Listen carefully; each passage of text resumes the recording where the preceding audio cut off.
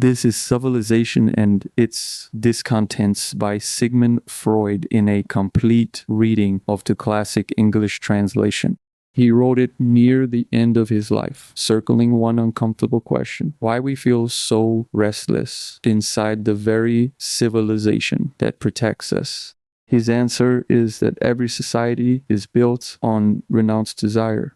We trade instinct for safety, and the bill arrives as a quiet, constant discontent. As you listen, ask yourself quietly how much of your own unease is the price of that trade. Hold the question. We will return to it at the end. Find a comfortable position and let the argument build slowly. This book was written to be followed, not skimmed. The book begins now. Part 1. The impression forces itself upon one that men measure by false standards, that everyone seeks power, success, riches for himself, and admires others who attain them, while undervaluing the truly precious things in life. And yet, in making any general judgment of this kind, one is in danger of forgetting the manifold variety of humanity and its mental life. There are certain men from whom their contemporaries do not withhold veneration. Although their greatness rests on attributes and achievements which are completely foreign to the aims and ideals of the multitude. One might well be inclined to suppose that after all it is only a minority who appreciate these great men, while the majority cares nothing for them. But the discrepancy between men's opinions and their behavior is so wide, and their desires so many, sided that things are probably not so simple. One of these exceptional men calls himself my friend in his letters to me.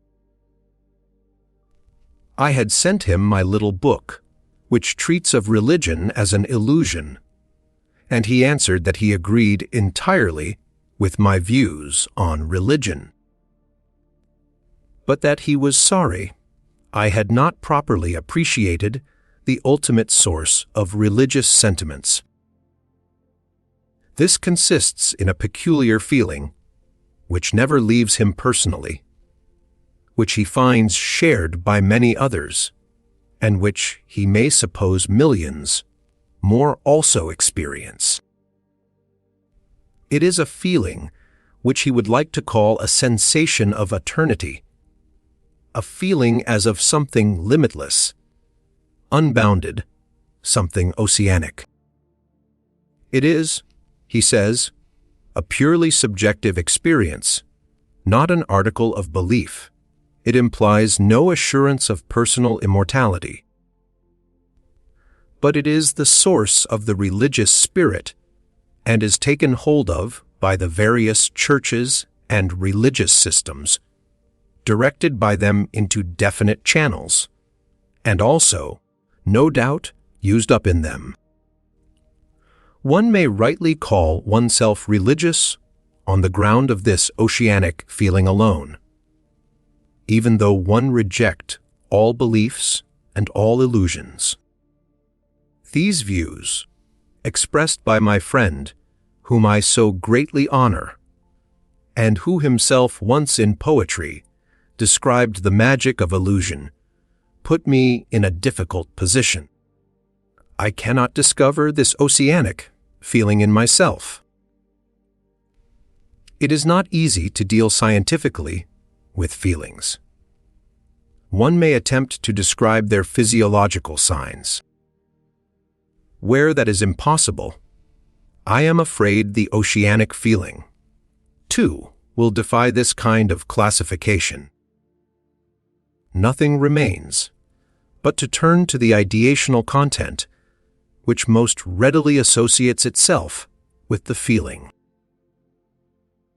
If I have understood my friend aright, he means the same thing as that consolation offered by an original, and somewhat unconventional writer to his hero.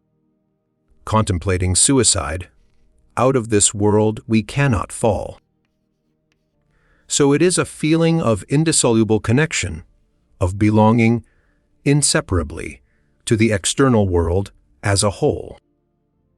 To me, personally, I may remark, this seems something more in the nature of an intellectual judgment, not, it is true, without any accompanying feeling, tone, but with one of a kind which characterizes other equally far-reaching reflections as well. I could not in my own person convince myself of the primary nature of such a feeling. But I cannot, on that account, deny that it in fact occurs in other people. One can only wonder whether it has been correctly interpreted and whether it is entitled to be acknowledged as the fons et origo of the whole need for religion. I have nothing to suggest which could effectively settle the solution of this problem. The idea that man should receive intimation of his connection with the surrounding world by a direct feeling which aims from the outset at serving this purpose sounds so strange and is so incongruous with the structure of our psychology that one is justified in attempting a psychoanalytic, that is, genetic explanation of such a feeling. Whereupon the following lines of thought present themselves. Normally there is nothing we are more certain of than the feeling of ourself, our own ego. It seems to us an independent unitary thing, sharply outlined against everything else. That this is a deceptive appearance, and that, on the contrary, the ego extends inwards, without any sharp delimitation, into an unconscious mental entity, which we call the id, and to which it forms a fa-aid, was first discovered by psychoanalytic research. And the latter still has much to tell us about the relations of the ego to the id. But towards the outer world, at any rate the ego seems to keep itself clearly and sharply outlined and delimited. There is only one state of mind in which it fails to do this, an unusual state, it is true, but not one that can be judged as pathological. At its height, the state of being in love threatens to obliterate the boundaries between ego and object. Against all the evidence of his senses, the man in love declares that he and his beloved are one, and is prepared to behave as if it were a fact. A thing that can be temporarily effaced by a physiological function must also, of course, be liable to disturbance by morbid processes. From pathology, we have come to know a large number of states in which the boundary lines between ego and outer world become uncertain, or in which they are actually incorrectly perceived, cases in which parts of a man's own body, even component parts of his own mind, perceptions, thoughts, feelings, appear to him alien and not belonging to himself, other cases in which a man ascribes to the external world things that clearly originate in himself and that ought to be acknowledged by him. So the ego's cognizance of itself is subject to disturbance, and the boundaries between it and the outer world are not immovable. Further reflection shows that the adult's sense of his own ego cannot have been the same from the beginning. It must have undergone a development, which naturally cannot be demonstrated, but which admits of reconstruction with a fair degree of probability.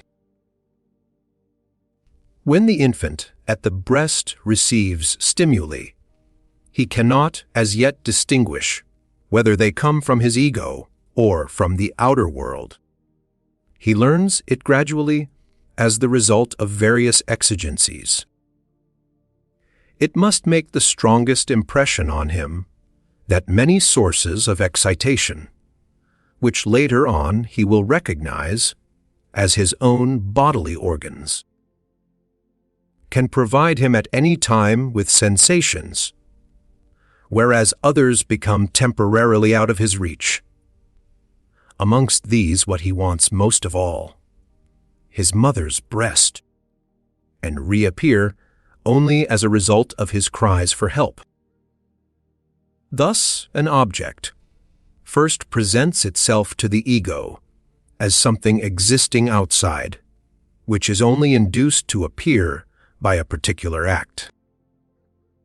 A further stimulus to the growth and formation of the ego, so that it becomes something more than a bundle of sensations, i.e., recognizes an outside, the external world, others afforded by the frequent, unavoidable, and manifold pains and unpleasant sensations which the pleasure, principle, still in unrestricted domination, bids it abolish or avoid. The tendency arises to dissociate from the ego everything which can give rise to pain, to cast it out and create a pure pleasure, ego, in contrast to a threatening outside, not self. The limits of this primitive pleasure, ego cannot escape readjustment through experience. A much that the individual wants to retain, because it is pleasure. Giving is nevertheless part, not of the ego, but of an object, and much that he wishes to eject, because it torments him, yet proves to be inseparable from the ego, arising from an inner source. He learns a method by which, through deliberate use of the sensory organs and suitable muscular movements, he can distinguish between internal and external, what is part of the ego and what originates in the outer world. And thus, he makes the first step towards the introduction of the reality principle, which is to control his development further. This capacity for distinguishing, which he learns, of course, serves a practical purpose, that of enabling him to defend himself against painful sensations felt by him or threatening him. Against certain painful excitations from within the ego has only the same means of defense as that employed against pain coming from without. And this is the starting point of important morbid disturbances. In this way, the ego detaches itself from the external world. It is more correct to say, originally the ego includes everything. Later it detaches from itself the external world. The ego, feeling we are aware of now, is thus only a shrunken vestige of a far more extensive feeling. A feeling which embraced the universe and expressed an inseparable connection of the ego with the external world. If we may suppose that this primary ego feeling has been preserved in the minds of many people to a greater or lesser extent, it would exist like a sort of counterpart with the narrower and more sharply outlined ego, feeling of maturity, and the ideational content belonging to it would be precisely the notion of limitless extension and oneness with the universe. The same feeling as that described by my friend as oceanic. But have we any right to assume that the original type of feeling survives alongside the later one, which has developed from it? Undoubtedly we have. There is nothing unusual in such a phenomenon, whether in the psychological or in other spheres. Where animals are concerned, we hold the view that the most highly developed have arisen from the lowest. Yet we still find all the simple forms alive today. The great saurians are extinct and have made way for the mammals, but a typical representative of them, the crocodile, is still living among us. The analogy may be too remote, and it is also weakened by the fact that the surviving lower species are not as a rule the true ancestors of the present, more highly developed types. The intermediate members have mostly died out and are known to us only through reconstruction. In the realm of mind, on the other hand, the primitive type is so commonly preserved alongside the transformations which have developed out of it, that it is superfluous to give instances in proof of it. When this happens, it is usually the result of a bifurcation in development. One quantitative part of an attitude or an impulse has survived unchanged, while another has undergone further development. This brings us very close to the more general problem of conservation in the mind, which has so far hardly been discussed,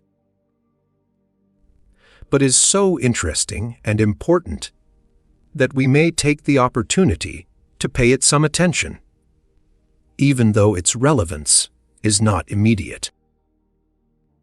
Since the time when we recognized the error of supposing that ordinary forgetting signified destruction or annihilation of the memory, trace, we have been inclined to the opposite view, that nothing once formed in the mind could ever perish, that everything survives in some way or other, and is capable under certain conditions of being brought to light again, as, for instance, when regression extends back far enough. One might try to picture to oneself what this assumption signifies by a comparison taken from another field. Let us choose the history of the Eternal City as an example. Historians tell us that the oldest Rome of all was the Roma Quadrata, a fenced settlement on the Palatine. Then followed the phase of the Septimontium, when the colonies on the different hills united together, then the town, which was bounded by the Servian wall, and later still, after all the transformations in the periods of the Republic and the early Caesars, the city which the Emperor Aurelian enclosed by his walls. We will not follow the changes the city went through any further, but will ask ourselves what traces of these early stages in its history a visitor to Rome may still find today, if he goes equipped with the most complete historical and topographical knowledge. Except for a few gaps, he will see the wall of Aurelian almost unchanged. He can find sections of the Servian rampart at certain points where it has been excavated and brought to light. If he knows enough, more than present-day archaeology, he may perhaps trace out in the structure of the town the whole course of this wall, and the outline of Roma Quadrata. Of the buildings, which once occupied this ancient ground, plan he will find nothing, or but meager fragments, for they exist no longer. With the best information about Rome of the Republican era, the utmost he could achieve would be to indicate the sites where the temples and public buildings of that period stood. These places are now occupied by ruins.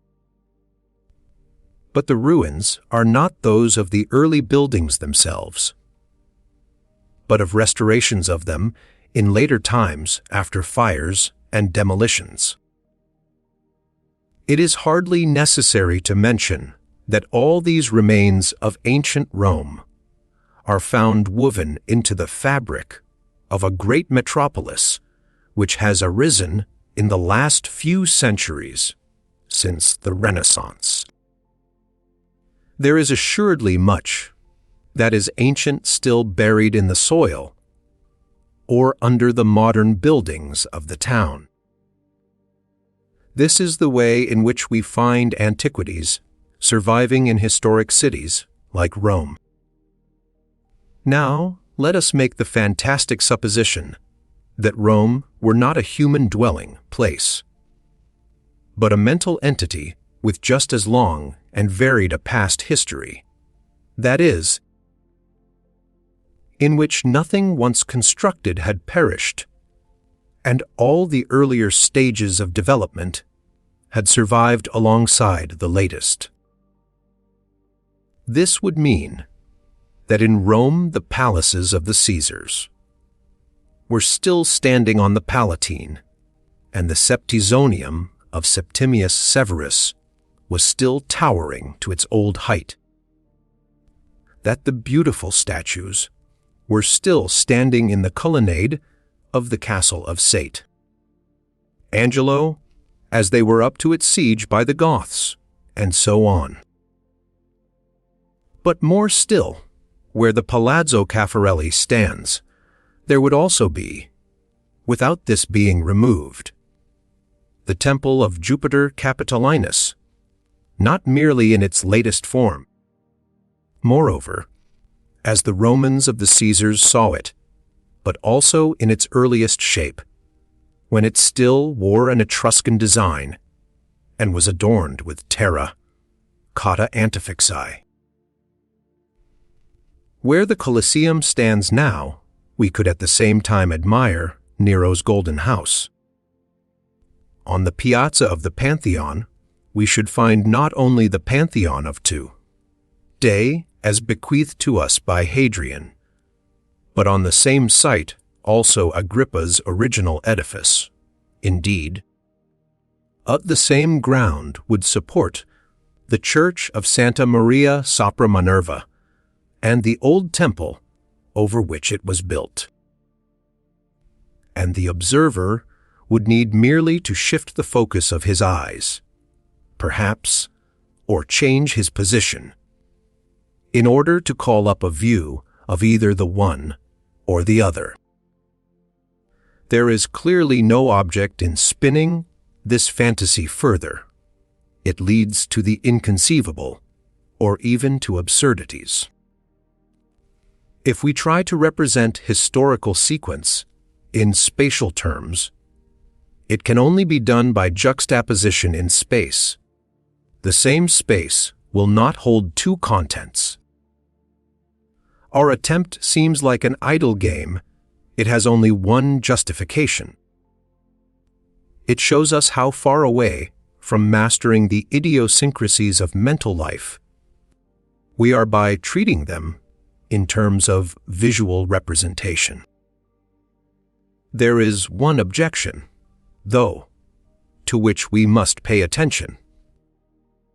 It questions our choosing, in particular the past history of a city, to liken to the past of the mind.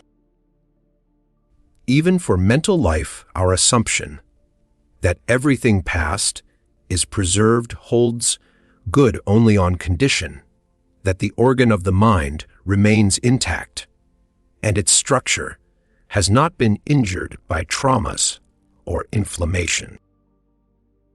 Destructive influences, comparable to these morbid agencies, are never lacking in the history of any town, even if it has had a less checkered past than Rome. Even if, like London, it has hardly ever been pillaged by an enemy. Demolitions and the erection of new buildings in the place of old occur in cities which have had the most peaceful existence. Therefore, a town is from the outset unsuited for the comparison I have made of it with a mental organism. We admit this objection. We will abandon our search for a striking effect of contrast and turn to what is after all a closer object of comparison, the body of an animal or human being. But here, too, we find the same thing. The early stages of development are in no sense still extant. They have been absorbed into the later features for which they supplied the material. The embryo cannot be demonstrated in the adult. The thymus gland of childhood is replaced after puberty by connective tissue, but no longer exists itself. In the marrow, bone of a grown man I can, it is true, trace the outline of the childish bone structure, but this latter no longer survives in itself. It lengthened and thickened until it reached its final form. The fact is that a survival of all the early stages alongside the final form is only possible in the mind, and that it is impossible for us to represent a phenomenon of this kind in visual terms. Perhaps we are going too far with this conclusion. Perhaps we ought to be content with the assertion that what is past in the mind can survive and need not necessarily perish. It is always possible that even in the mind much that is old may be so far obliterated or absorbed, whether normally or by way of exception, that it cannot be restored or reanimated by any means. Of that survival of it is always connected with certain favorable conditions. It is possible, but we know nothing about it. We can only be sure that it is more the rule than the exception for the past to survive in the mind. Thus, we are entirely willing to acknowledge that the oceanic feeling exists in many people, and we are disposed to relate it to an early stage in ego feeling. The further question then arises, what claim this feeling has to be regarded as the source of the need for religion? To me, this claim does not seem very forcible. Surely a feeling can only be a source of energy when it is itself the expression of a strong need. The derivation of a need for religion from the child's feeling of helplessness and the longing it evokes for a father seems to me incontrovertible, especially since this feeling is not simply carried on from childhood days, but is kept alive perpetually by the fear of what the superior power of fate will bring. I could not point to any need in childhood so strong as that for a father's protection. Thus, the part played by the oceanic feeling, which I suppose seeks to reinstate limitless narcissism, cannot possibly take the first place. The derivation of the religious attitude can be followed back in clear outline, as far as the child's feeling of helplessness. There may be something else behind this, but for the present it is wrapped in obscurity. I can imagine that the oceanic feeling could become connected with religion later on. That feeling of oneness with the universe, which is its ideational content, sounds very like a first attempt at the consolations of religion, like another way taken by the ego of denying the dangers it sees threatening it in the external world. I must again confess that I find it very difficult to work with these intangible quantities. Another friend of mine, whose insatiable scientific curiosity has impelled him to the most out of the way researches and to the acquisition of encyclopedic knowledge, has assured me that the yogi, by their practices of withdrawal from the world, concentrating attention on bodily functions, peculiar methods of breathing, actually are able to produce new sensations and diffused feelings in themselves, which he regards as regressions to primordial, deeply buried mental states. He sees in them a physiological foundation, so to speak, of much of the wisdom of mysticism. There would be connections to be made here with many obscure modifications of mental life, such as trance and ecstasy. But I am moved to exclaim, in the words of Schiller's Diverd, "Who breathes overhead in the rose, tinted light may be glad." Part 2. In my future of an illusion, I was concerned much less with the deepest sources of religious feeling than with what the ordinary man understands by his religion.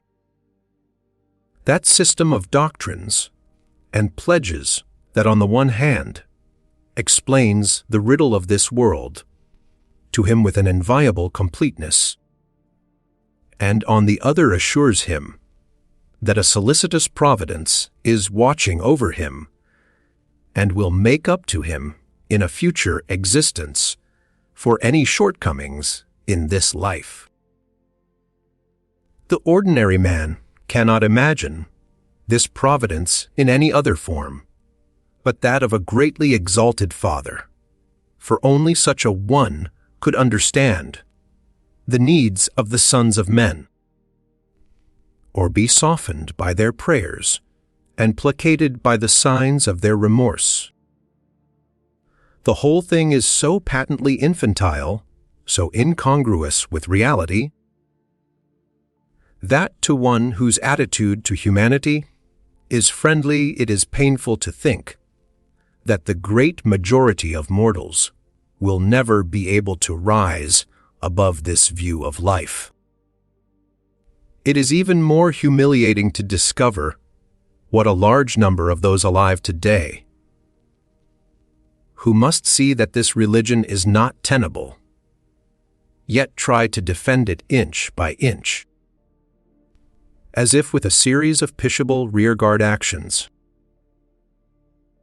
One would like to count oneself among the believers, so as to admonish the philosophers who try to preserve the God of religion by substituting for him an impersonal, shadowy, abstract principle, and say, "Thou shalt not take the name of the Lord thy God in vain." Some of the great men of the past did the same, but that is no justification for us. We know why they had to do so. We will now go back to the ordinary man and his religion, the only religion that ought to bear the name. The well-known words of one of our great and wise poets come to mind, in which he expresses his view of the relation of religion to art and science. They run. He who has science and has art, religion too. Has he who has not science, has not art, let him religious be! On the one hand, these words contrast religion with the two highest achievements of man, and on the other, they declare that in respect of their value in life, they can represent or replace each other. If we wish to deprive even the ordinary man, too, of his religion, we shall clearly not have the authority of the poet on our side. We will seek to get in touch with the meaning of his utterance by a special way. Life, as we find it, is too hard for us. It entails too much pain, too many disappointments, impossible tasks. We cannot do without palliative remedies. We cannot dispense with auxiliary constructions, as Theodore Fontaine said. There are perhaps three of these means, powerful diversions of interest, which lead us to care little about our misery. Substitutive gratifications, which lessen it, and intoxicating substances, which make us insensitive to it. Something of this kind is indispensable. Voltaire is aiming at a diversion of interest when he brings his Candide to a close with the advice that people should cultivate their gardens. Scientific work is another deflection of the same kind. The substitute gratifications, such as art offers, are illusions in contrast to reality, but none the less satisfying to the mind on that account, thanks to the place which fantasy has reserved for herself in mental life. The intoxicating substances affect our body, alter its chemical processes. It is not so simple to find the place where religion belongs in this series. We must look further afield. The question, what is the purpose of human life, has been asked times without number. It has never received a satisfactory answer. Perhaps it does not admit of such an answer. Many a questioner has added that if it should appear that life has no purpose, then it would lose all value for him. But these threats alter nothing. It looks, on the contrary, as though one had a right to dismiss this question, for it seems to presuppose that belief in the superiority of the human race, with which we are already so familiar, in its other expressions. Nobody asks, what is the purpose of the lives of animals, unless, peradventure, they are designed to be of service to man. But this, too, will not hold, for with many animals man can do nothing except describe, classify, and study them. And countless species have declined to be put even to this use, by living and dying and becoming extinct before men had set eyes upon them. So again, only religion is able to answer the question of the purpose of life. One can hardly go wrong in concluding that the idea of a purpose in life stands and falls with the religious system. We will turn, therefore, to the less ambitious problem: what the behavior of men themselves reveals as the purpose and object of their lives, what they demand of life and wish to attain in it. The answer to this can hardly be in doubt. They seek happiness. They want to become happy and to remain so. There are two sides to this striving, a positive and a negative, It aims on the one hand at eliminating pain and discomfort, on the other at the experience of intense pleasures. In its narrower sense, the word happiness relates only to the last. Thus, human activities branch off in two directions, corresponding to this double goal, according to which of the two they aim at realizing, either predominantly or even exclusively. As we see, it is simply the pleasure principle which draws up the program of life's purpose. This principle dominates the operation of the mental apparatus from the very beginning. There can be no doubt about its efficiency. And yet its program is in conflict with the whole world, with the macrocosm as much as with the microcosm. It simply cannot be put into execution. The whole constitution of things runs counter to it. One might say the intention that man should be happy is not included in the scheme of creation. What is called happiness in its narrowest sense comes from the satisfaction, most often instantaneous, of pent-up needs which have reached great intensity, and by its very nature can only be a transitory experience. When any condition desired by the pleasure principle is protracted, it results in a feeling only of mild comfort. We are so constituted that we can only intensely enjoy contrasts, much less intensely states in themselves. Our possibilities of happiness are thus limited from the start by our very constitution. It is much less difficult to be unhappy. Suffering comes from 3/4 from our own body, which is destined to decay and dissolution, and cannot even dispense with anxiety and pain as danger signals. From the outer world, which can rage against us with the most powerful and pitiless forces of destruction, and finally from our relations with other men.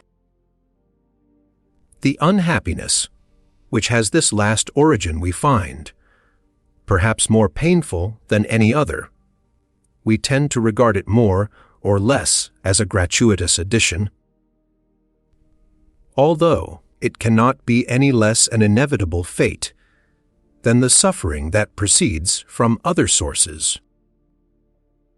It is no wonder if, under the pressure of these possibilities of suffering, humanity is wont to reduce its demands for happiness, just as even the pleasure principle itself changes into the more accommodating reality principle under the influence of external environment. If a man thinks himself happy, if he has merely escaped unhappiness or weathered trouble, if in general the task of avoiding pain forces that of obtaining pleasure into the background, reflection shows that there are very different ways of attempting to perform this task. And all these ways have been recommended by the various schools of wisdom in the art of life and put into practice by men. Unbridled gratification of all desires forces itself into the foreground as the most alluring guiding principle in life. But it entails preferring enjoyment to caution and penalizes itself after short indulgence. The other methods, in which avoidance of pain is the main motive, are differentiated according to the source of the suffering against which they are mainly directed. Some of these measures are extreme and some moderate. Some are one-sided, and some deal with several aspects of the matter at once. Voluntary loneliness, isolation from others, is the readiest safeguard against the unhappiness that may arise out of human relations. We know what this means. The happiness found along this path is that of peace. Against the dreaded outer world, one can defend oneself only by turning away in some other direction, if the difficulty is to be solved single-handed. There is indeed another and a better way, that of combining with the rest of the human community and taking up the attack on nature, thus forcing it to obey human will under the guidance of science. One is working then with all for the good of all. But the most interesting methods for averting pain are those which aim at influencing the organism itself. In the last analysis, all pain is but sensation. It only exists in so far as we feel it, and we feel it only in consequence of certain characteristics of our organism. The crudest of these methods of influencing the body, but also the most effective, is the chemical one, that of intoxication. I do not think anyone entirely understands their operation, but it is a fact that there are certain substances foreign to the body, which, when present in the blood or tissues, directly cause us pleasurable sensations, but also so change the conditions of our perceptivity that we become insensible of disagreeable sensations. The two effects not only take place simultaneously, they seem to be closely bound up with each other.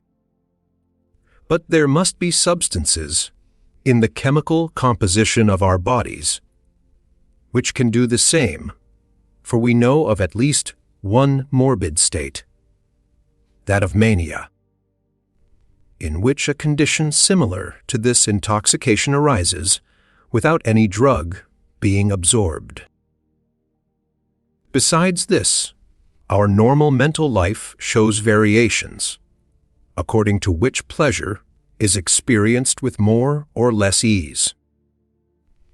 And along with this goes a diminished or increased sensitivity to pain. It is greatly to be regretted that this toxic aspect of mental processes has so far eluded scientific research. The services rendered by intoxicating substances in the struggle for happiness and in warding off misery rank so highly as a benefit that both individuals and races have given them an established position within their libido economy. It is not merely the immediate gain in pleasure which one owes to them, but also a measure of that independence of the outer world, which is so sorely craved. Men know that with the help they can get from drowning their cares, they can at any time slip away from the oppression of reality and find a refuge in a world of their own, where painful feelings do not enter. We are aware that it is just this property which constitutes the danger and injuriousness of intoxicating substances. In certain circumstances, they are to blame when valuable energies, which could have been used to improve the lot of humanity, are uselessly wasted. The complicated structure of our mental apparatus admits, however, of a whole series of other kinds of influence. The gratification of instincts is happiness, but when the outer world lets us starve, refuses us satisfaction of our needs, they become the cause of very great suffering. So the hope is born that by influencing these impulses, one may escape some measure of suffering. This type of defense against pain no longer relates to the sensory apparatus. It seeks to control the internal sources of our needs themselves. An extreme form of it consists in annihilation of the instincts, as taught by the wisdom of the East and practiced by the yogi. When it succeeds, it is true, it involves giving up all other activities as well as sacrificing the whole of life, and again, by another path. The only happiness it brings is that of peace. The same way is taken when the aim is less extreme and only control of the instincts is sought. When this is so, the higher mental systems, which recognize the reality, principle have the upper hand. The aim of gratification is by no means abandoned in this case. A certain degree of protection against suffering is secured. In that lack of satisfaction causes less pain when the instincts are kept in check than when they are unbridled. On the other hand, this brings with it an undeniable reduction in the degree of enjoyment obtainable. The feeling of happiness produced by indulgence of a wild, untamed craving is incomparably more intense than is the satisfying of a curbed desire. The irresistibility of perverted impulses, perhaps the charm of forbidden things, generally, may in this way be explained economically. Another method of guarding against pain is by using the libido, displacements that our mental equipment allows of, by which it gains so greatly in flexibility. The task is then one of transferring the instinctual aims into such directions that they cannot be frustrated by the outer world. Sublimation of the instincts lends an aid in this. Its success is greatest when a man knows how to heighten sufficiently his capacity for obtaining pleasure from mental and intellectual work. Fate has little power against him then. This kind of satisfaction, such as the artist's joy in creation, in embodying his fantasies, or the scientist's in solving problems or discovering truth, has a special quality which we shall certainly one day be able to define metapsychologically. Until then, we can only say metaphorically, it seems to us higher and finer. But compared with that of gratifying gross primitive instincts, its intensity is tempered and diffused. It does not overwhelm us physically. The weak point of this method, however, is that it is not generally applicable. It is only available to the few. It presupposes special gifts and dispositions, which are not very commonly found in a sufficient degree. And even to these few, it does not secure complete protection against suffering. It gives no invulnerable armor against the arrows of fate. And it usually fails when a man's own body becomes a source of suffering to him. This behavior reveals clearly enough its aim, that of making oneself independent of the external world, by looking for happiness in the inner things of the mind. In the next method, the same features are even more marked. The connection with reality is looser still, satisfaction is obtained through illusions, which are recognized as such, without the discrepancy between them and reality being allowed to interfere with the pleasure they give. These illusions are derived from the life of fantasy which, at the time when the sense of reality developed, was expressly exempted from the demands of the reality, test, and set apart for the purpose of fulfilling wishes, which would be very hard to realize. At the head of these fantasy pleasures stands the enjoyment of works of art, which, through the agency of the artist, is open to those who cannot themselves create. Those who are sensitive to the influence of art do not know how to rate it high enough as a source of happiness and consolation in life. Yet art affects us, but as a mild narcotic, and can provide no more than a temporary refuge for us from the hardships of life. Its influence is not strong enough to make us forget real misery. Another method operates more energetically and thoroughly. It regards reality as the source of all suffering, as the one and only enemy, with whom life is intolerable, and with whom therefore all relations must be broken off, if one is to be happy in any way at all. The hermit turns his back on this world, he will have nothing to do with it. But one can do more than that. One can try to recreate it, try to build up another instead, from which the most unbearable features are eliminated and replaced by others corresponding to one's own wishes.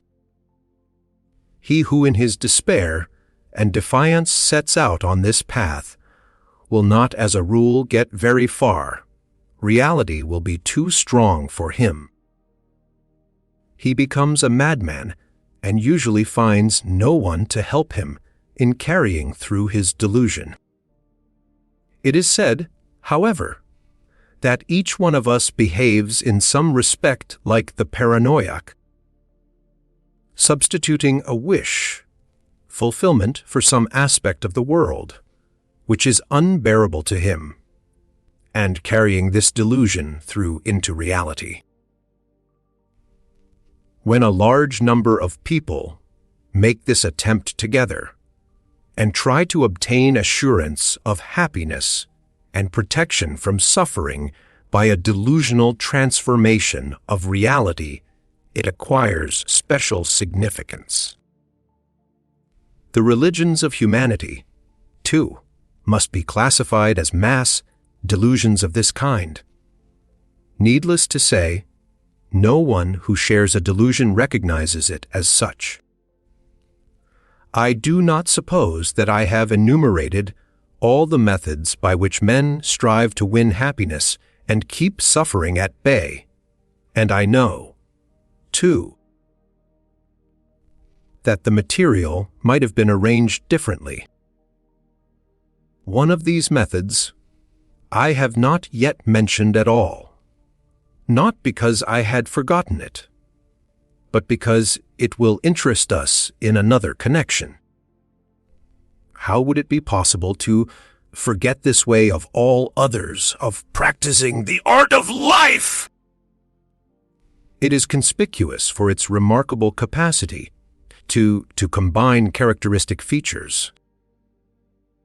Needless to say, it too strives to bring about independence of fate, as we may best call it, and with this object it looks for satisfaction within the mind, and uses the capacity for displacing libido, which we mentioned before. But it does not turn away from the outer world.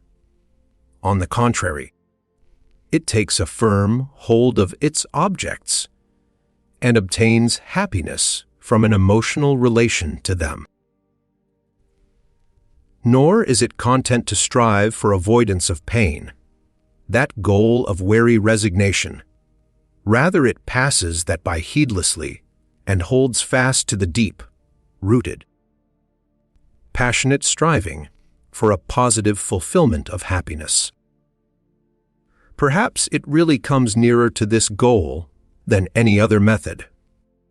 I am speaking, of course, of that way of life which makes love the center of all things and anticipates all happiness from loving and being loved.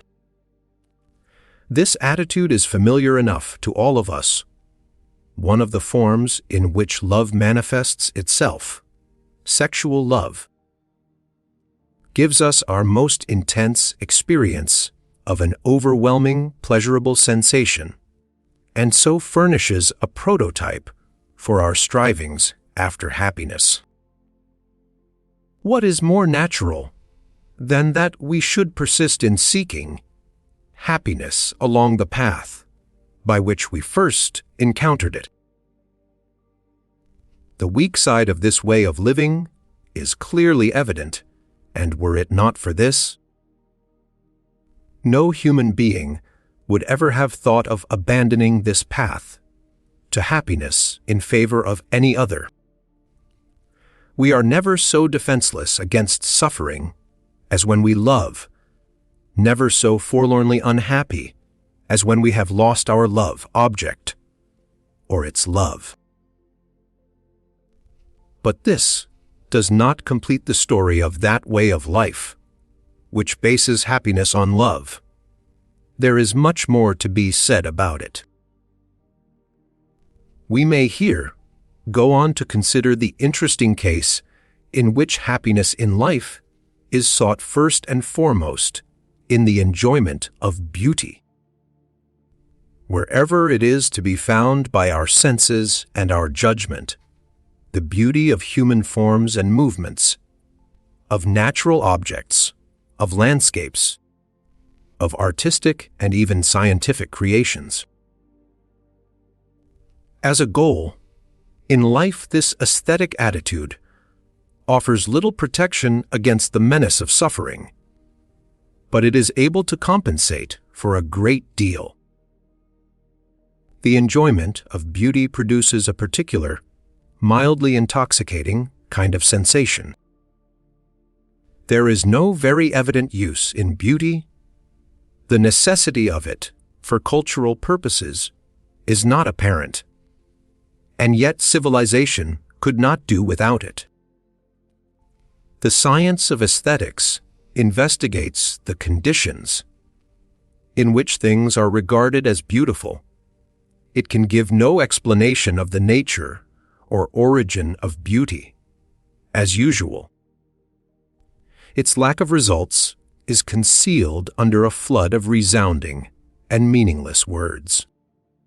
Unfortunately, psychoanalysis, too, has less to say about beauty than about most things.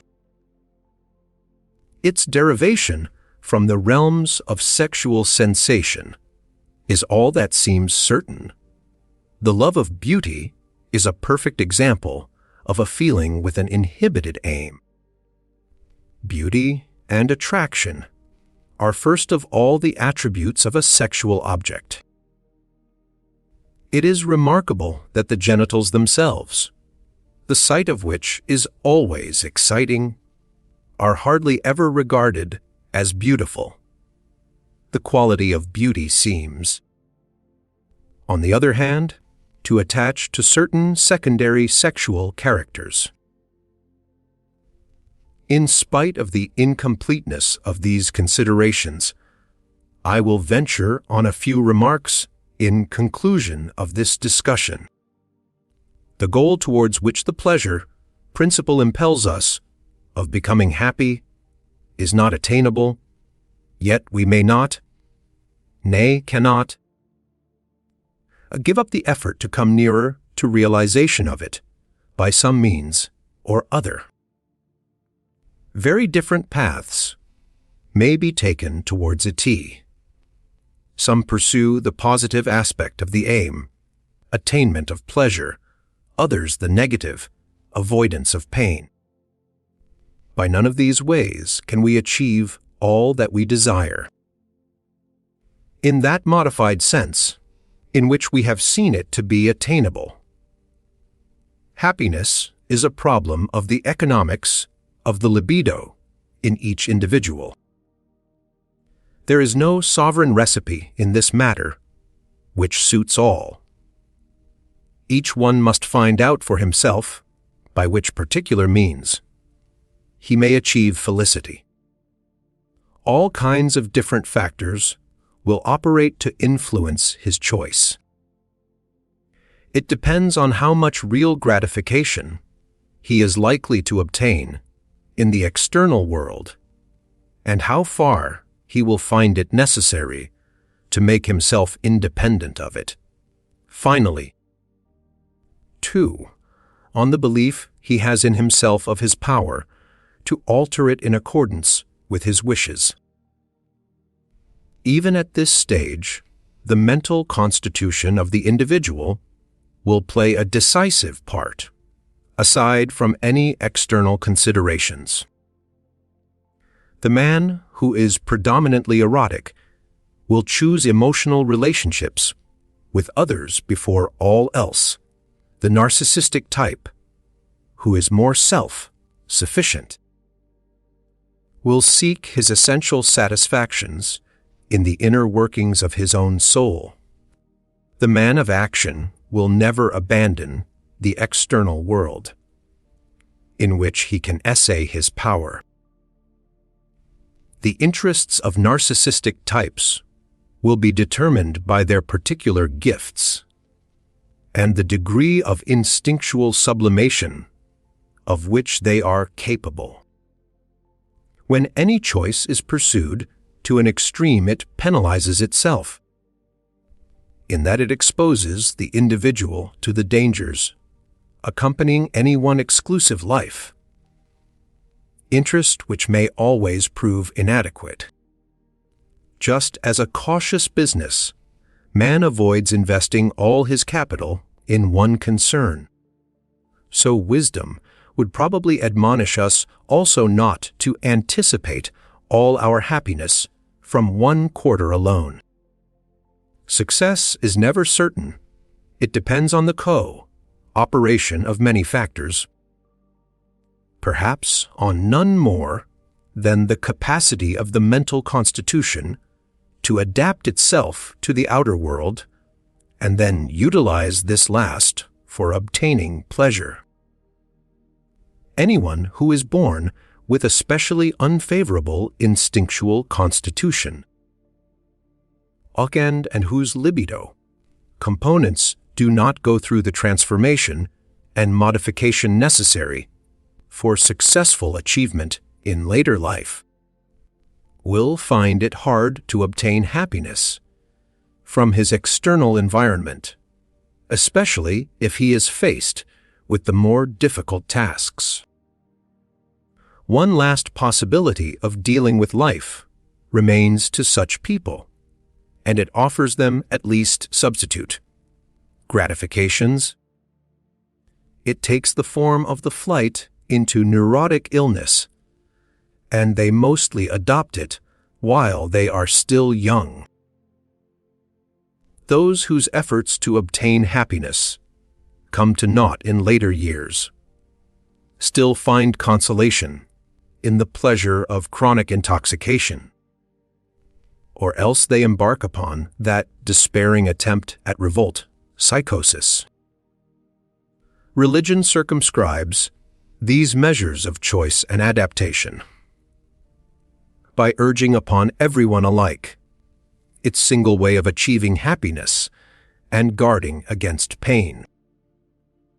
Its method consists in decrying the value of life and promulgating a view of the real world that is distorted like a delusion. And both of these imply a preliminary, intimidating influence upon intelligence. At such a cost, by the forcible imposition of mental infantilism and inducing a mass delusion. Religion succeeds in saving many people from individual neuroses, but little more. There are, as we have said, many paths by which the happiness attainable for man can be reached, but none which is certain to take him to it. Nor can religion keep her promises either. When the faithful find themselves reduced in the end to speaking of God's inscrutable decree, they thereby avow that all that is left to them in their sufferings is unconditional submission as a last, remaining consolation and source of happiness. And if a man is willing to come to this, he could probably have arrived there by a shorter road. Part 3. Our discussion of happiness has so far not taught us much that is not already common knowledge. Nor does the prospect of discovering anything new seem much greater if we go on with the problem why it is so hard for mankind to be happy. We gave the answer before when we cited the three sources of human sufferings, namely, the superior force of nature, the disposition to decay of our bodies, and the inadequacy of our methods of regulating human relations in the family, the community, and the state. In regard to the first two, our judgment cannot hesitate. It forces us to recognize these sources of suffering and to submit to the inevitable. We shall never completely subdue nature. Our body, too, is an organism, itself a part of nature, and will always contain the seeds of dissolution, with its limited powers of adaptation and achievement. The effect of this recognition is in no way disheartening. On the contrary, it points out the direction for our efforts. If we cannot abolish all suffering, yet a great deal of it we can, and can mitigate more. The experience of several thousand years has convinced us of this. To the third, the social source of our distresses, we take up a different attitude. We prefer not to regard it as one at all. We cannot see why the systems we have ourselves created should not rather ensure protection and well-being for us all. To be sure, when we consider how unsuccessful our efforts to safeguard against suffering in this particular have proved, the suspicion dawns upon us that a bit of unconquerable nature lurks, concealed behind this difficulty as well, in the shape of our own mental constitution. When we start to consider this possibility, we come across a point of view which is so amazing that we will pause over it. According to it, our so-called civilization itself is to blame for a great part of our misery, and we should be much happier if we were to give it up and go back to primitive conditions. I call this amazing because, however one may define culture, it is undeniable that every means by which we try to guard ourselves against menaces from the several sources of human distress is a part of this same culture. How has it come about that so many people have adopted this strange attitude of hostility to civilization? In my opinion, it arose from a background of profound long-standing discontent with the existing state of civilization. which finally crystallized into this judgment as a result of certain historical happenings. I believe I can identify the last two of these. I am not learned enough to trace the links in the chain back into the history of the human species. At the time when Christianity conquered the pagan religions, some such antagonism to culture must already have been actively at work.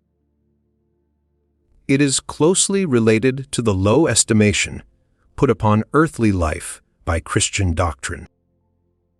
The earlier of the last two historical developments was when, as a result of voyages of discovery, men came into contact with primitive peoples and races. To the Europeans, who failed to observe them carefully and misunderstood what they saw, these people seemed to lead simple, happy lives, wanting for nothing. Such as the travelers who visited them, with all their superior culture, were unable to achieve. A later experience has corrected this opinion on many points. In several instances, the ease of life was due to the bounty of nature and the possibilities of ready satisfaction for the great human needs. But it was erroneously attributed to the absence of the complicated conditions of civilization. The last of the two historical events is especially familiar to us. It was when people began to understand the nature of the neuroses, which threatened to undermine the modicum of happiness open to civilized man. It was found that men become neurotic because they cannot tolerate the degree of privation that society imposes on them in virtue of its cultural ideals. And it was supposed that a return to greater possibilities of happiness would ensue if these standards were abolished or greatly relaxed. And there exists an element of disappointment in addition. In the last generations, man has made extraordinary strides in knowledge of the natural sciences and technical application of them, and has established his dominion over nature in a way never before imagined. The details of this forward progress are universally known. It is unnecessary to enumerate them. Mankind is proud of its exploits and has a right to be. But men are beginning to perceive that all this newly won power over space and time, this conquest of the forces of nature, this fulfillment of age-old longings, has not increased the amount of pleasure they can obtain in life, has not made them feel any happier.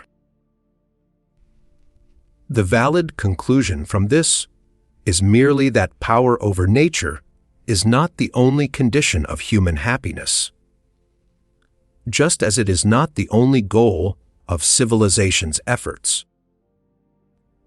And there is no ground for inferring that its technical progress is worthless from the standpoint of happiness. It prompts one to exclaim, is it not then a positive pleasure, an unequivocal gain in happiness, to be able to hear, whenever I like, the voice of a child living hundreds of miles away, or to know directly a friend of mine arrives at his destination, that he has come well and safely through the long and troublesome voyage? And is it nothing that medical science has succeeded in enormously reducing the mortality of young children, the dangers of infection for women in childbirth? Indeed, in very considerably, prolonging the average length of human life. And there is still a long list one could add to these benefits that we owe to the much despised era of scientific and practical progress, but a critical, pessimistic voice makes itself heard, saying that most of these advantages follow the model of those cheap pleasures in the anecdote.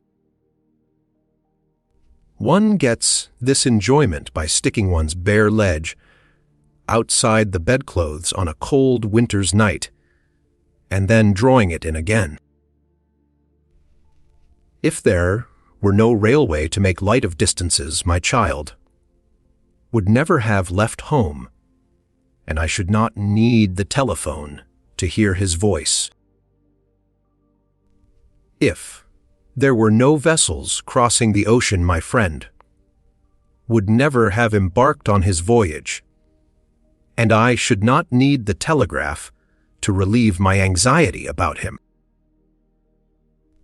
What is the use of reducing the mortality of children, when it is precisely this reduction which imposes the greatest moderation on us in begetting them? So that taken all round, we do not rear more children than in the days before the reign of hygiene, while at the same time we have created difficult conditions for sexual life in marriage, and probably counteracted the beneficial effects of natural selection. And what do we gain by a long life when it is full of hardship and starved of joys, and so wretched that we can only welcome death as our deliverer?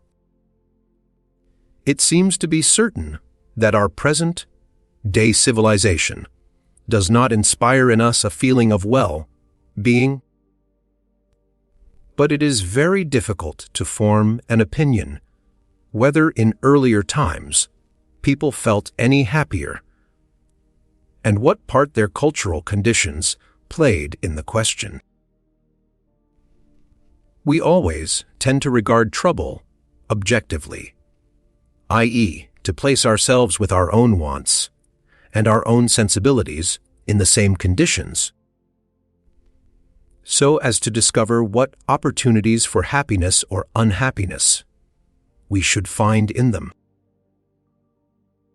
This method of considering the problem, which appears to be objective, because it ignores the varieties of subjective sensitivity, is of course the most subjective possible, for by applying it one substitutes one's own mental attitude for the unknown attitude of other men.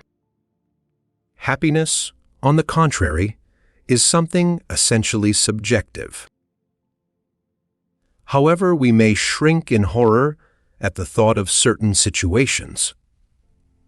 That of the galley, slaves in antiquity, of the peasants in the 30 Years' War, of the victims of the Inquisition, of the Jews awaiting a pogrom. It is still impossible for us to feel ourselves into the position of these people, to imagine the differences which would be brought about by constitutional obtuseness of feeling, gradual stupefaction, the cessation of all anticipation, and by all the grosser and more subtle ways in which insensibility to both pleasurable and painful sensations can be induced. Moreover, on occasions, when the most extreme forms of suffering have to be endured, special mental protective devices come into operation. It seems to me unprofitable to follow up this aspect of the problem further. It is time that we should turn our attention to the nature of this culture, the value of which is so much disputed from the point of view of happiness. Until we have learnt something by examining it for ourselves, We will not look round for formulas which express its essence in a few words. We will be content to repeat that the word culture describes the sum of the achievements and institutions which differentiate our lives from those of our animal forebears and serve two purposes, namely, that of protecting humanity against nature and of regulating the relations of human beings among themselves. In order to learn more than this, we must bring together the individual features of culture as they are manifested in human communities. We shall have no hesitation in allowing ourselves to be guided by the common usages of language, or as one might say, the feeling of language, confident that we shall thus take into account inner attitudes, which still resist expression in abstract terms. The beginning is easy. We recognize as belonging to culture all the activities and possessions which men use to make the earth serviceable to them, to protect them against the tyranny of natural forces, and so on. There is less doubt about this aspect of civilization than any other. If we go back far enough, we find that the first acts of civilization were the use of tools, the gaining of power over fire, and the construction of dwellings. Among these, the acquisition of power over fire stands out as a quite exceptional achievement without a prototype, while the other two opened up paths which have ever since been pursued by man, the stimulus towards which is easily imagined. By means of all his tools, man makes his own organs more perfect, both the motor and the sensory, or else removes the obstacles in the way of their activity. Machinery places gigantic power at his disposal which, like his muscles, he can employ in any direction. Ships and aircraft have the effect that neither air nor water can prevent his traversing them. With spectacles, he corrects the defects of the lens in his own eyes. With telescopes, he looks at far distances. With the microscope, he overcomes the limitations in visibility due to the structure of his retina. With the photographic camera, he has created an instrument which registers transitory visual impressions, just as the gramophone does with equally transient auditory ones. Both are at bottom materializations of his own power of memory. With the help of the telephone, he can hear at distances which even fairy tales would treat as insuperable. Writing to begin with was the voice of the absent. Dwellings were a substitute for the mother's womb, that first abode in which he was safe and felt so content, for which he probably yearns ever after. It sounds like a fairy tale, but not only that, this story of what man by his science and practical inventions has achieved on this earth, where he first appeared as a weakly member of the animal kingdom, and on which each individual of his species must ever again appear as a helpless infant. "O inch of nature!" is a direct fulfillment of all, or of most, of the dearest wishes in his fairy tales. All these possessions he has acquired through culture. Long ago, he formed an ideal conception of omnipotence and omniscience, which he embodied in his gods. whatever seemed unattainable to his desires or forbidden to him, he attributed to these gods. One may say, therefore, that these gods were the ideals of his culture. Now he has himself approached very near to realizing this ideal. He has nearly become a god himself, but only, it is true, in the way that ideals are usually realized in the general experience of humanity. Not completely, in some respects not at all, in others only by halves. Man has become a god by means of artificial limbs, so to speak, quite magnificent when equipped with all his accessory organs. But they do not grow on him, and they still give him trouble at times.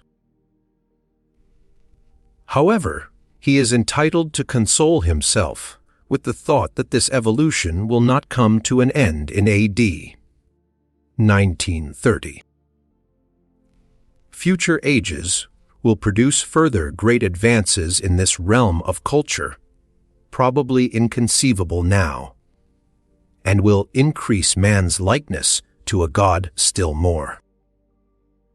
But with the aim of our study in mind, we will not forget, all the same, that the human being of two. Day is not happy with all his likeness to a god. Thus, we recognize that a country has attained a high level of civilization when we find that everything in it that can be helpful in exploiting the earth for man's benefit and in protecting him against nature. Everything, in short, that is useful to him is cultivated and effectively protected. In such a country, the course of rivers, which threaten to overflow their banks, is regulated. Their waters guided through canals to places where they are needed.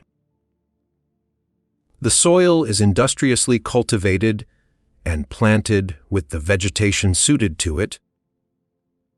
The mineral wealth is brought up assiduously from the depths and wrought into the implements and utensils that are required. The means of communication are frequent, rapid and reliable. Wild and dangerous animals have been exterminated. The breeding of tamed and domesticated ones prospers. But we demand other things besides these of civilization, and, curiously enough, we expect to find them existing in the same countries. As if we wished to repudiate the first requisition we made, we count it also as proof of a high level of civilization when we see that the industry of the inhabitants is applied as well to things which are not in the least useful, and, on the contrary, seem to be useless, e.g., when the parks and gardens in a town, which are necessary as playgrounds and air, reservoirs, also bear flowering plants, or when the windows of dwellings are adorned with flowers. We soon become aware that the useless thing which we require of civilization is beauty. We expect a cultured people to revere beauty where it is found in nature and to create it in their handiwork, so far as they are able. But this is far from exhausting what we require of civilization. Besides, we expect to see the signs of cleanliness and order. We do not think highly of the cultural level of an English country town in the time of Shakespeare, when we read that there was a tall dung heap in front of his father's house in Stratford. We are indignant and call it barbarous, which is the opposite of civilized, when we find the paths in the Wiener Wald littered with paper. Dirt of any kind seems to us incompatible with civilization. We extend our demands for cleanliness to the human body also, and are amazed to hear what an objectionable odor emanated from the person of the Roi Soleil. We shake our heads when we are shown the tiny wash basin on the Isola Bella, which Napoleon used for his daily ablutions. Indeed, we are not surprised if anyone employs the use of soap as a direct measure of civilization. It is the same with order, which, like cleanliness, relates entirely to man's handiwork. But whereas we cannot expect cleanliness in nature, order has, on the contrary, been imitated from nature. Man's observations of the great astronomical periodicities not only furnished him with a model, but formed the plan of his first attempts to introduce order into his own life. Order is a kind of repetition, compulsion by which it is ordained once for all when, where, and how a thing shall be done, so that on every similar occasion doubt and hesitation shall be avoided. The benefits of order are incontestable. It enables us to use space and time to the best advantage, while saving expenditure of mental energy. One would be justified in expecting that it would have ingrained itself from the start, and without opposition, into all human activities. And one may well wonder that this has not happened, and that, on the contrary, human beings manifest an inborn tendency to negligence, some irregularity, and untrustworthiness in their work, and have to be laboriously trained to imitate the example of their celestial models. Beauty, cleanliness, and order clearly occupy a peculiar position among the requirements of civilization. No one will maintain that they are as essential to life as the activities aimed at controlling the forces of nature and as other factors which we have yet to mention. And yet, no one would willingly relegate them to the background as trivial matters. Beauty is an instance which plainly shows that culture is not simply utilitarian in its aims, for the lack of beauty is a thing we cannot tolerate in civilization. The utilitarian advantages of order are quite apparent. With regard to cleanliness, we have to remember that it is required of us by hygiene, and we may surmise that even before the days of scientific prophylaxis, the connection between the two was not altogether unsuspected by mankind. But these aims and endeavors of culture are not entirely to be explained on utilitarian lines. There must be something else at work besides. According to general opinion, however, there is one feature of culture which characterizes it better than any other, and that is the value it sets upon the higher mental activities, intellectual, scientific, and aesthetic achievement, the leading part it concedes to ideas in human life. First and foremost among these ideas come the religious systems with their complicated evolution, on which I have elsewhere endeavored to throw a light. Next to them come philosophical speculations, and last, the ideals man has formed, his conceptions of the perfection possible in an individual, in a people, in humanity as a whole, and the demands he makes on the basis of these conceptions. These creations of his mind are not independent of each other. On the contrary, they are closely interwoven, and this complicates the attempt to describe them, as well as that to trace their psychological derivation. If we assume as a general hypothesis that the force behind all human activities is a striving towards the two convergent aims of profit and pleasure, we must then acknowledge this as valid also for these other manifestations of culture, although it can be plainly recognized as true only in respect of science and art. It cannot be doubted, however, that the remainder, too, correspond to some powerful need in human beings, perhaps to one which develops fully only in a minority of people.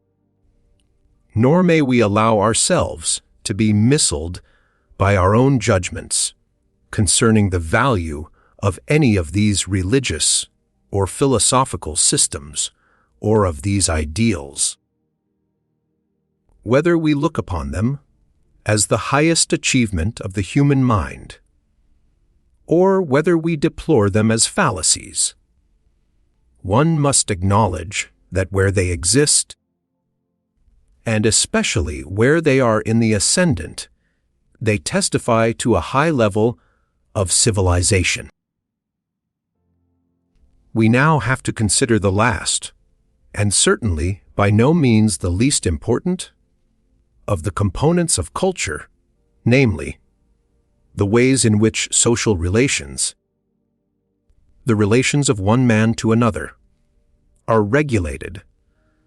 All that has to do with him as a neighbor, a source of help, a sexual object to others, a member of a family or of a state. It is especially difficult in this matter to remain unbiased by any ideal standards, and to ascertain exactly what is specifically cultural here. Perhaps one might begin with the statement that the first attempt ever made to regulate these social relations already contained the essential element of civilization. Had no such attempt been made, these relations would be subject to the wills of individuals. That is to say, the man who was physically strongest would decide things in accordance with his own interests and desires. The situation would remain the same, even though this strong man should in his turn meet with another who was stronger than he. Human life in communities only becomes possible when a number of men unite together in strength superior to any single individual and remain united against all single individuals. The strength of this united body is then opposed as right against the strength of any individual, which is condemned as brute force. This substitution of the power of a united number for the power of a single man is the decisive step towards civilization. The essence of it lies in the circumstance that the members of the community have restricted their possibilities of gratification, whereas the individual recognized no such restrictions. The first requisite of culture, therefore, is justice. That is, the assurance that a law once made will not be broken in favor of any individual. This implies nothing about the ethical value of any such law. The further course of cultural development seems to tend towards ensuring that the law shall no longer represent the will of any small body, caste, tribe, section of the population which may behave like a predatory individual towards other such groups, perhaps containing larger numbers.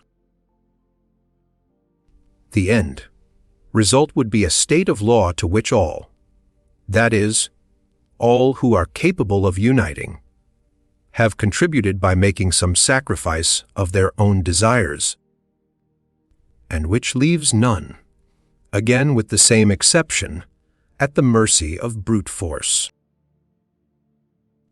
The liberty of the individual is not a benefit of culture.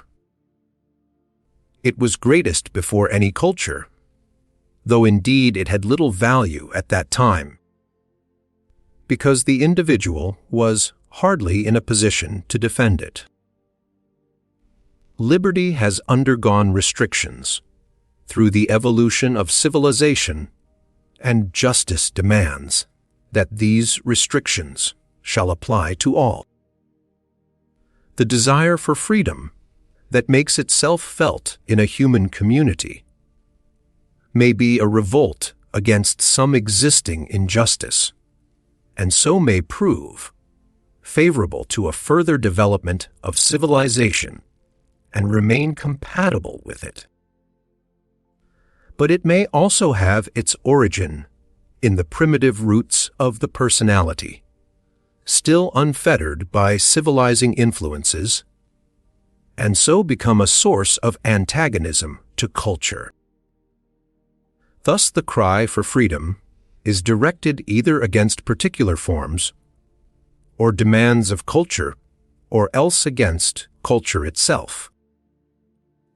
It does not seem as if man could be brought, by any sort of influence, to change his nature into that of the ants. He will always, one imagines, defend his claim to individual freedom against the will of the multitude. A great part of the struggles of mankind centers round the single task of finding some expedient, i.e., satisfying solution between these individual claims and those of the civilized community. Others quan of the problems of man's fate, whether this solution can be arrived at in some particular form of culture, or whether the conflict will prove irreconcilable. We have obtained a clear impression of the general picture, presented by culture through adopting the common view, as to which aspects of human life are to be called cultural. But it is true that so far we have discovered nothing that is not common knowledge.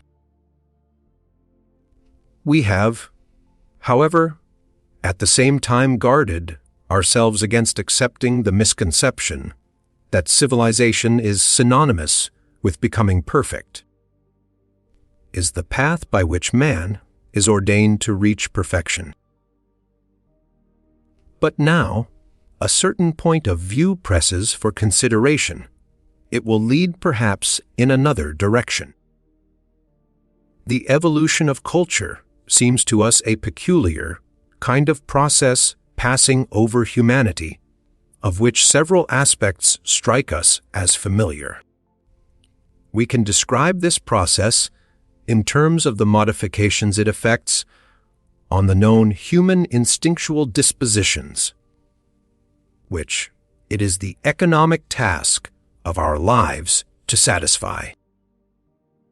Some of these instincts become absorbed, as it were, so that something appears in place of them, which in an individual we call a character trait.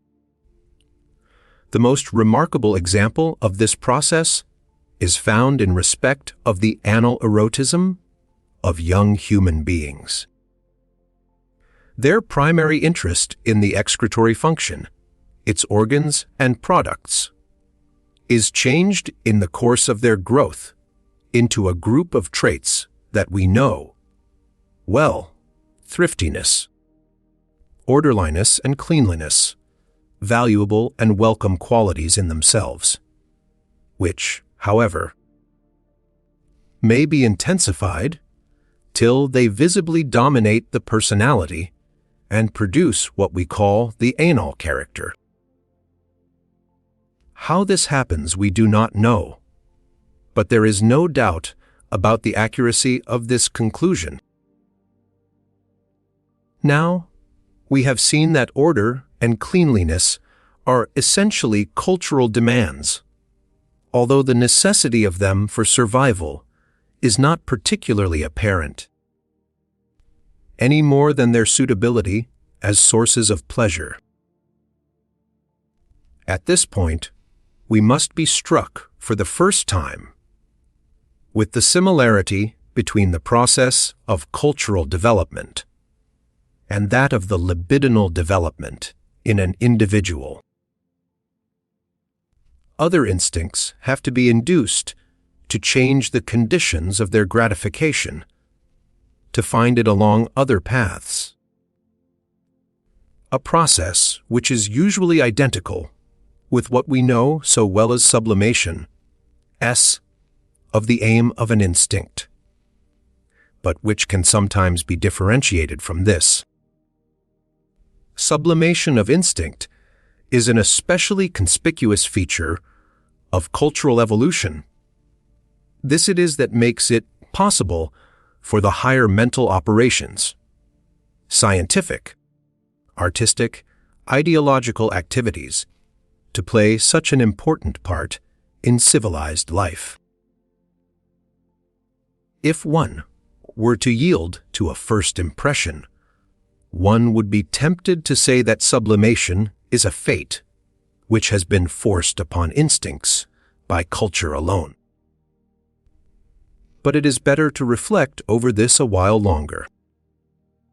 Thirdly and lastly, and this seems most important of all, it is impossible to ignore the extent to which civilization is built up on renunciation of instinctual gratifications, the degree to which the existence of civilization presupposes the non-gratification, suppression, repression, or something else, of powerful instinctual urgencies. This cultural privation dominates the whole field of social relations between human beings. We know already that it is the cause of the antagonism against which all civilization has to fight. It sets hard tasks for our scientific work, too. We have a great deal to explain here.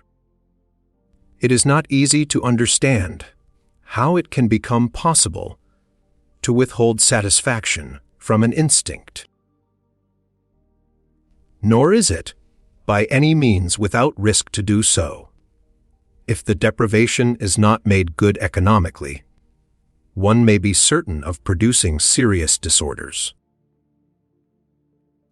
But now, if we wish to know what use it is to us to have recognized the evolution of culture as a special process, comparable to the normal growth of an individual to maturity, we must clearly attack another problem and put the question: what are the influences to which the evolution of culture owes its origin? How did it arise, and what determined its course?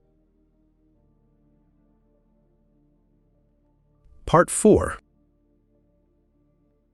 This task seems too big a one. One may well confess oneself diffident. Here follows what little I have been able to elicit about it.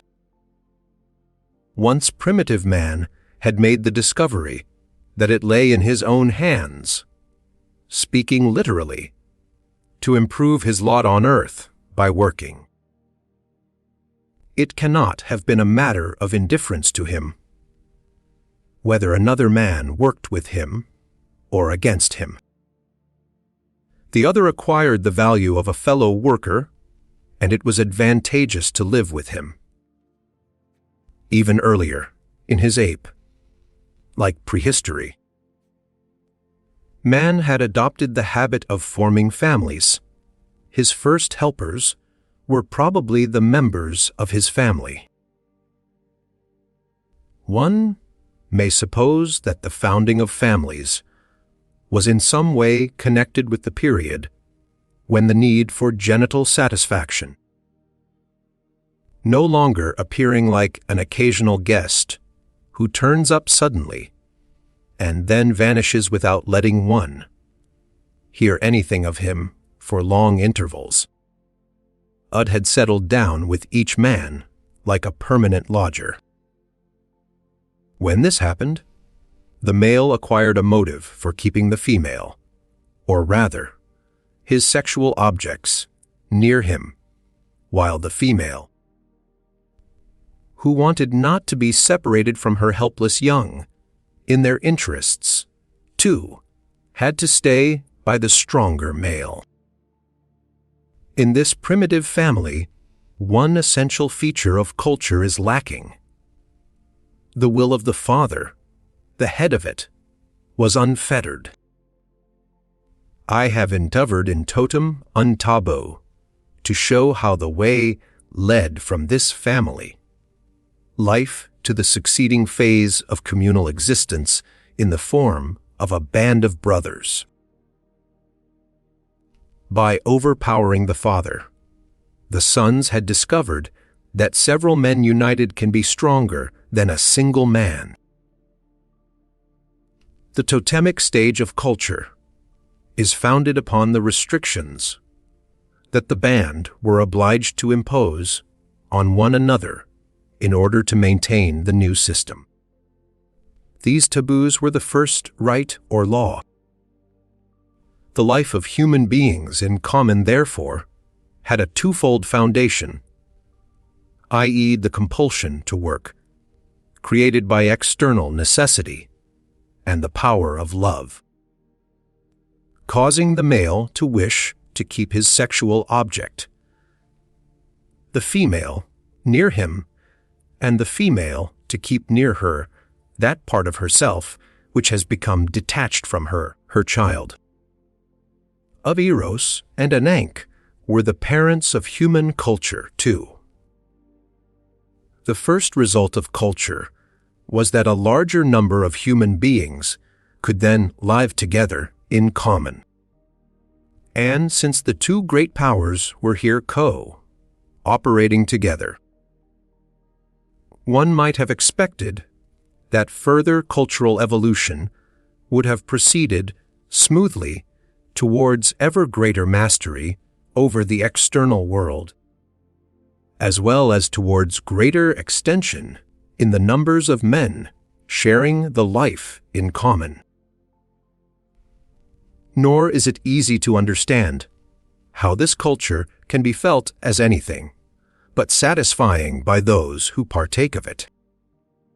Before we go on to inquire where the disturbances in it arise, we will let ourselves digress from the point that love was one of the founders of culture, and so fill a gap left in our previous discussion. We said that man, having found by experience that sexual, genital, love afforded him his greatest gratification, so that it became in effect a prototype of all happiness to him, must have been thereby impelled to seek his happiness further, along the path of sexual relations, to make genital erotism the central point of his life.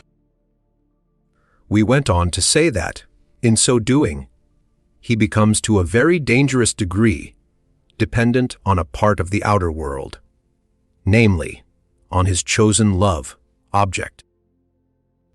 And this exposes him to most painful sufferings if he is rejected by it or loses it through death or defection.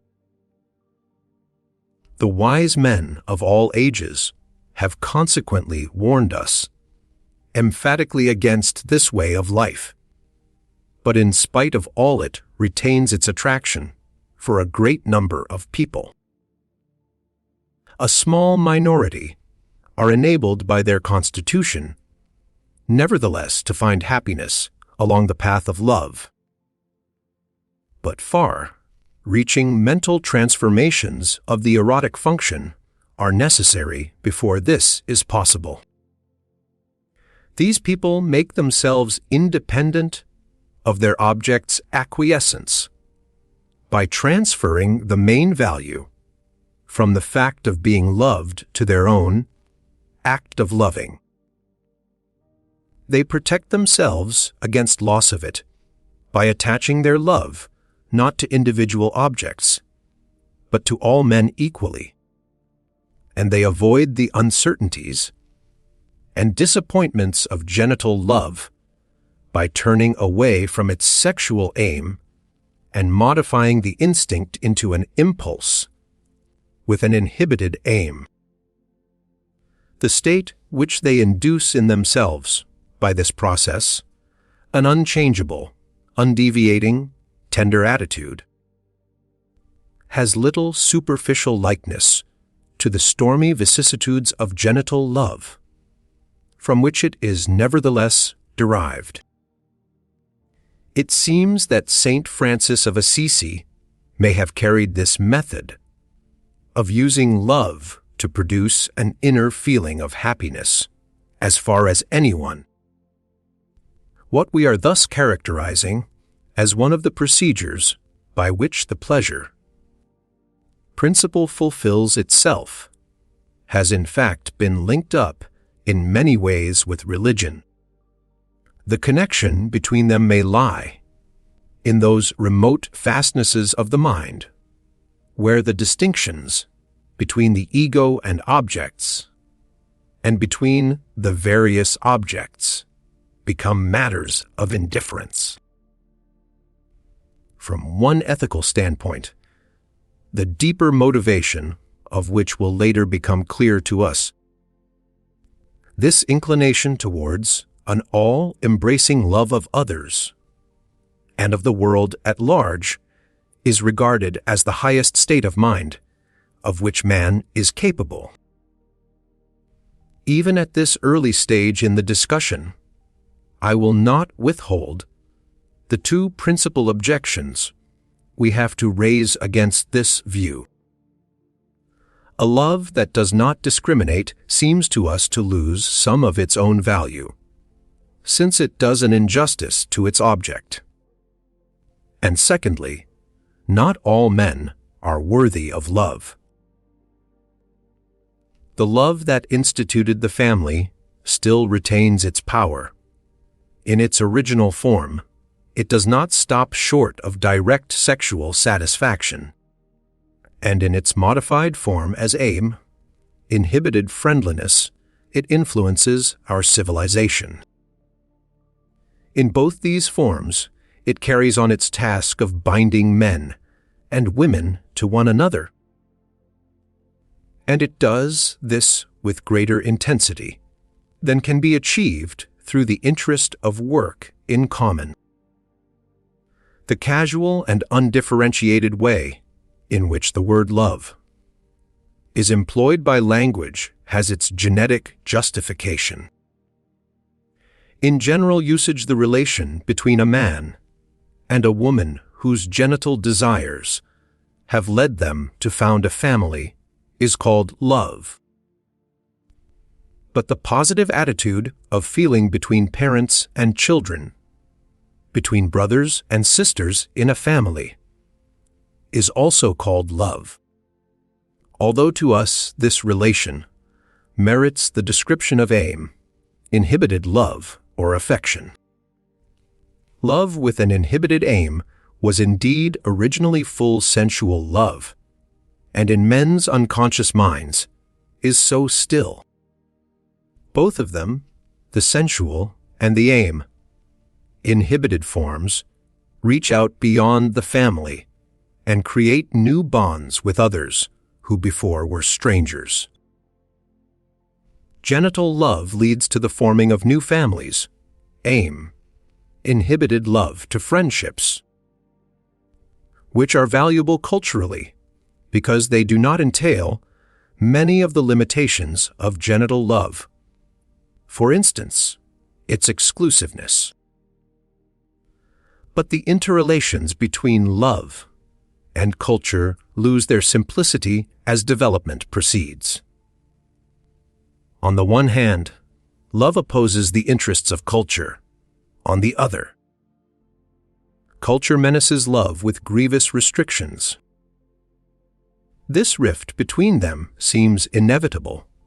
The cause of it is not immediately recognizable. It expresses itself first in a conflict between the family and the larger community to which the individual belongs. We have seen already that one of culture's principal endeavors is to cement men and women together into larger units. But the family will not give up the individual. The closer the attachment between the members of it, the more they often tend to remain aloof from others, and the harder it is for them to enter into the wider circle of the world at large.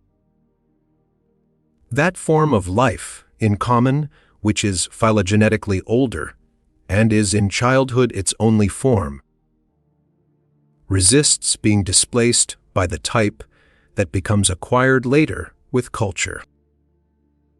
Detachment from the family has become a task that awaits every adolescent, and often society helps him through it, with pubertal and initiatory rites. One gets the impression that these difficulties form an integral part of every process of mental evolution, and indeed, at bottom, of every organic development, too. The next discord is caused by women, who soon become antithetical to cultural trends and spread around them their conservative influence. The women who at the beginning laid the foundations of culture by the appeal of their love. Women represent the interests of the family and sexual life. The work of civilization has become more and more men's business. It confronts them with ever harder tasks, compels them to sublimations of instinct, which women are not easily able to achieve. Since man has not an unlimited amount of mental energy at his disposal, he must accomplish his tasks by distributing his libido to the best advantage. What he employs for cultural purposes, he withdraws to a great extent from women and his sexual life. His constant association with men and his dependence on his relations with them even estrange him from his duties as husband and father. Woman finds herself thus forced into the background by the claims of culture, and she adopts an inimical attitude towards it. The tendency of culture to set restrictions upon sexual life is no less evident than its other aim of widening its sphere of operations. Even the earliest phase of it, the totemic, brought in its train the prohibition against incestuous object choice. Perhaps the most maiming wound ever inflicted throughout the ages on the erotic life of man. Further limitations are laid on it by taboos, laws, and customs, which touch men as well as women. Various types of culture differ in the lengths to which they carry this, and the material structure of the social fabric also affects the measure of sexual freedom that remains. We have seen that culture obeys the laws of psychological economic necessity in making the restrictions. For it obtains a great part of the mental energy it needs by subtracting it from sexuality. Culture behaves towards sexuality in this respect like a tribe or a section of the population which has gained the upper hand and is exploiting the rest to its own advantage. A fear of a revolt among the oppressed then becomes a motive for even stricter regulations. A high water mark in this type of development has been reached in our Western European civilization. Psychologically, it is fully justified in beginning by censuring any manifestations of the sexual life of children. For there would be no prospect of curbing the sexual desires of adults if the ground had not been prepared for it in childhood. Nevertheless, there is no sort of justification for the lengths beyond this to which civilized society goes in actually denying the existence of these manifestations, which are not merely demonstrable, but positively glaring. Where sexually mature persons are concerned, object choice is further narrowed down to the opposite sex, and most of the extragenital forms of satisfaction are interdicted as perversions. The standard which declares itself in these prohibitions is that of a sexual life identical for all. It pays no heed to the disparities in the inborn and acquired sexual constitutions of individuals and cuts off a considerable number of them from sexual enjoyment, thus becoming a cause of grievous injustice. The effect of these restrictive measures might presumably be that all the sexual interest of those who are normal and not constitutionally handicapped could flow without further forfeiture into the channel left open to it. But the only outlet not thus censured, heterosexual genital love, is further circumscribed by the barriers of legitimacy and monogamy. Present-day civilization gives us plainly to understand that sexual relations are permitted only on the basis of a final, indissoluble bond between a man and woman. That sexuality as a source of enjoyment for its own sake is unacceptable to it, and that its intention is to tolerate it only as the hitherto irreplaceable means of multiplying the human race. This, of course, represents an extreme. Everyone knows that it has proved impossible to put it into execution, even for short periods. Only the weaklings have submitted to such comprehensive interference with their sexual freedom, and stronger natures have done so only under one compensatory condition, of which mention may be made later. Civilized society has seen itself obliged to pass over in silence many transgressions, which by its own ordinances it ought to have penalized. This does not justify anyone, however, in leaning towards the other side and assuming that, because it does not achieve all it aims at. Such an attitude on the part of society is altogether harmless. The sexual life of civilized man is seriously disabled. Whatever we may say, it sometimes makes an impression of being a function in process of becoming atrophied, just as organs like our teeth and our hair seem to be. One is probably right in supposing that the importance of sexuality as a source of pleasurable sensations, i.e., as a means of fulfilling the purpose of life, has perceptibly decreased. Sometimes one imagines, one perceives, that it is not only the oppression of culture, but something in the nature of the function itself that denies us full satisfaction and urges us in other directions. This may be an error. It is hard to decide. Part 5.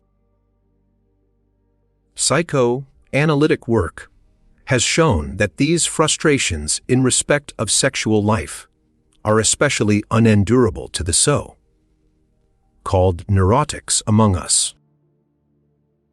These persons manufacture substitute gratifications for themselves in their symptoms, which, however, are either painful in themselves or become the cause of suffering owing to the difficulties they create with the person's environment and society at large. It is easy to understand the latter fact, but the former presents us with a new problem. But culture demands other sacrifices besides that of sexual gratifications. We have regarded the difficulties in the development of civilization as part of the general difficulty accompanying all evolution. For we have traced them to the inertia of libido, its disinclination to relinquish an old position in favor of a new one. It is much the same thing if we say that the conflict between civilization and sexuality is caused by the circumstance that sexual love is a relationship between two people, in which a third can only be superfluous or disturbing, whereas civilization is founded on relations between larger groups of persons. When a love relationship is at its height, no room is left for any interest in the surrounding world. The pair of lovers are sufficient unto themselves, do not even need the child they have in common to make them happy. In no other case does Eros so plainly betray the core of his being, his aim of making one out of many. But when he has achieved it in the proverbial way, through the love of two human beings, he is not willing to go further. From all this we might well imagine that a civilized community could consist of pairs of individuals, such as this, libidinally satisfied in each other, and linked to all the others by work and common interests. If this were so, culture would not need to levy energy from sexuality. But such a desirable state of things does not exist and never has existed. In actuality, culture is not content with such limited ties as these. We see that it endeavors to bind the members of the community to one another by libidinal ties as well, that it makes use of every means and favors every avenue by which powerful identifications can be created among them, and that it exacts a heavy toll of aim, inhibited libido, in order to strengthen communities by bonds of friendship between the members. Restrictions upon sexual life are unavoidable if this object is to be attained. But we cannot see the necessity that forces culture along this path and gives rise to its antagonism to sexuality. It must be due to some disturbing influence not yet detected by us. We may find the clue in one of the so-called ideal standards of civilized society. It runs, "Thou shalt love thy neighbor as the self." It is world-renowned, undoubtedly older than Christianity, which parades it as its proudest profession. yet certainly not very old. In historical times, men still knew nothing of it. We will adopt a naïve attitude towards it, as if we were meeting it for the first time. Thereupon we find ourselves unable to suppress a feeling of astonishment, as at something unnatural. Why should we do this? What good is it to us? Above all, how can we do such a thing? How could it possibly be done?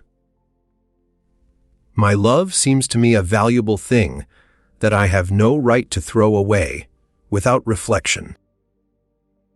It imposes obligations on me, which I must be prepared to make sacrifices to fulfill. If I love someone, he must be worthy of it in some way or other. So I am leaving out of account now the use he may be to me, as well as his possible significance to me as a sexual object. Neither of these two kinds of relationship between us come into question where the injunction to love my neighbor is concerned. He will be worthy of it. If he is so like me in important respects that I can love myself in him. Worthy of it, if he is so much more perfect than I that I can love my ideal of myself in him, I must love him if he is the son of my friend. Since the pain my friend would feel, if anything untoward happened to him, would be my pain, I should have to share it. But if he is a stranger to me, and cannot attract me by any value he has in himself or any significance, he may have already acquired in my emotional life, it will be hard for me to love him. I shall even be doing wrong if I do, for my love is valued as a privilege by all those belonging to me. It is an injustice to them if I put a stranger on a level with them. But if I am to love him, Ellis, with that kind of universal love, simply because he too is a denizen of the earth, like an insect or an earthworm or a grass, snake, then I fear that but a small modicum of love will fall to his lot, and it would be impossible for me to give him as much as, by all the laws of reason, I am entitled to retain for myself. What is the point of an injunction promulgated with such solemnity, if reason does not recommend it to us? When I look more closely, I find still further difficulties. Not merely is this stranger on the whole not worthy of love, but, to be honest, I must confess he has more claim to my hostility, even to my hatred. He does not seem to have the least trace of love for me, does not show me the slightest consideration. If it will do him any good, he has no hesitation in injuring me, never even asking himself whether the amount of advantage he gains by it bears any proportion to the amount of wrong done to me. What is more, he does not even need to get an advantage from it.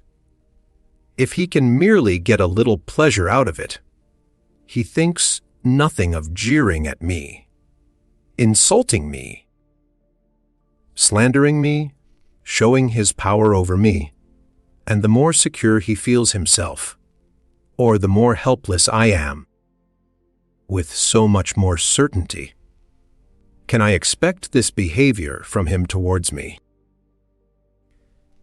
If he behaved differently, if he showed me consideration, and did not molest me, I should in any case, without the aforesaid commandment, be willing to treat him similarly. If the high sounding ordinance had run, Love thy neighbor as the neighbor loves thee. I should not take objection to it. And there is a second commandment that seems to me even more incomprehensible, and arouses still stronger opposition in me. It is, love thine enemies. When I think it over, however, I am wrong in treating it as a greater imposition. It is at bottom the same thing. I imagine now, I hear a voice gravely adjuring me, just because thy neighbor is not worthy of thy love, is probably full of enmity towards thee, thou shouldst love him as thyself. I then perceive the case to be like that of credo quia absurdum. Now it is, of course, very probable that my neighbor, when he is commanded to love me as himself, will answer exactly as I have done and reject me for the same reasons. I hope he will not have the same objective grounds for doing so, but he will hope so as well. Even so, there are variations in men's behavior which ethics, disregarding the fact that they are determined, classifies as good and evil. As long as these undeniable variations have not been abolished, conformity to the highest ethical standards constitutes a betrayal of the interests of culture, for it puts a direct premium on wickedness. One is irresistibly reminded here of an incident in the French Chamber, when capital punishment was being discussed. The speech of a member who had passionately supported its abolition was being applauded with loud acclamation, when suddenly a voice was heard calling out from the back of the room, "Quo messieurs les assassins commencent!" The bit of truth behind all this, one so eagerly denied, is that men are not gentle, friendly creatures wishing for love, who simply defend themselves if they are attacked, but that a powerful measure of desire for aggression has to be reckoned as part of their instinctual endowment. The result is that their neighbor is to them not only a possible helper or sexual object, but also a temptation to them to gratify their aggressiveness on him, to exploit his capacity for work without recompense, to use him sexually without his consent, to seize his possessions, to humiliate him, to cause him pain, to torture, and to kill him. Homo homini lupus, who has the courage to dispute it in the face of all the evidence in his own life and in history. This aggressive cruelty usually lies in wait for some provocation, or else it steps into the service of some other purpose, the aim of which might as well have been achieved by milder measures. In circumstances that favor it, when those forces in the mind which ordinarily inhibit it cease to operate, it also manifests itself spontaneously and reveals men as savage beasts, to whom the thought of sparing their own kind is alien. Anyone who calls to mind the atrocities of the early migrations, of the invasion by the Huns or by the So, called Mongols under Genghis Khan and Tamerlane, of the sack of Jerusalem by the pious Crusaders, even indeed the horrors of the last World War, will have to bow his head humbly before the truth of this view of man. The existence of this tendency to aggression, which we can detect in ourselves and rightly presume to be present in others, is the factor that disturbs our relations with our neighbors and makes it necessary for culture to institute its high demands. Civilized society is perpetually menaced with disintegration through this primary hostility of men towards one another. Their interests in their common work would not hold them together. The passions of instinct are stronger than reasoned interests. Culture has to call up every possible reinforcement in order to erect barriers against the aggressive instincts of men and hold their manifestations in check by reaction, formations in men's minds. Hence its system of methods by which mankind is to be driven to identifications and aim, inhibited love, relationships, hence the restrictions on sexual life, and hence, 2. Its ideal command to love one's neighbor as oneself, which is really justified by the fact that nothing is so completely at variance with original human nature as this. With all its striving, this endeavor of cultures has so far not achieved very much. Civilization expects to prevent the worst atrocities of brutal violence by taking upon itself the right to employ violence against criminals. But the law is not able to lay hands on the more discreet and subtle forms in which human aggressions are expressed. The time comes when every one of us has to abandon the illusory anticipations with which in our youth we regarded our fellow men. And when we realize how much hardship and suffering we have been caused in life through their ill will,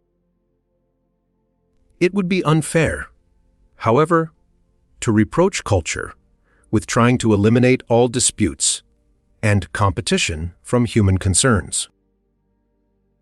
These things are undoubtedly indispensable, but opposition is not necessarily enmity.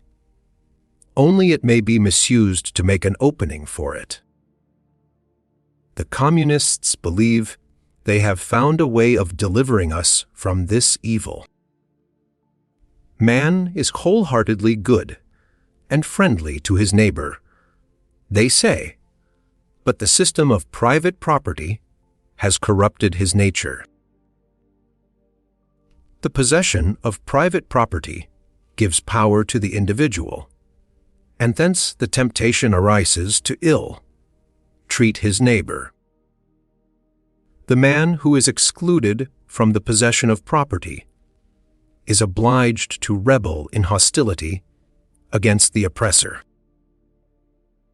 If private property were abolished, all valuables held in common, and all allowed to share in the enjoyment of them, ill will and enmity would disappear from among men. Since all needs would be satisfied, none would have any reason to regard another as an enemy. All would willingly undertake the work which is necessary. I have no concern with any economic criticisms of the communistic system.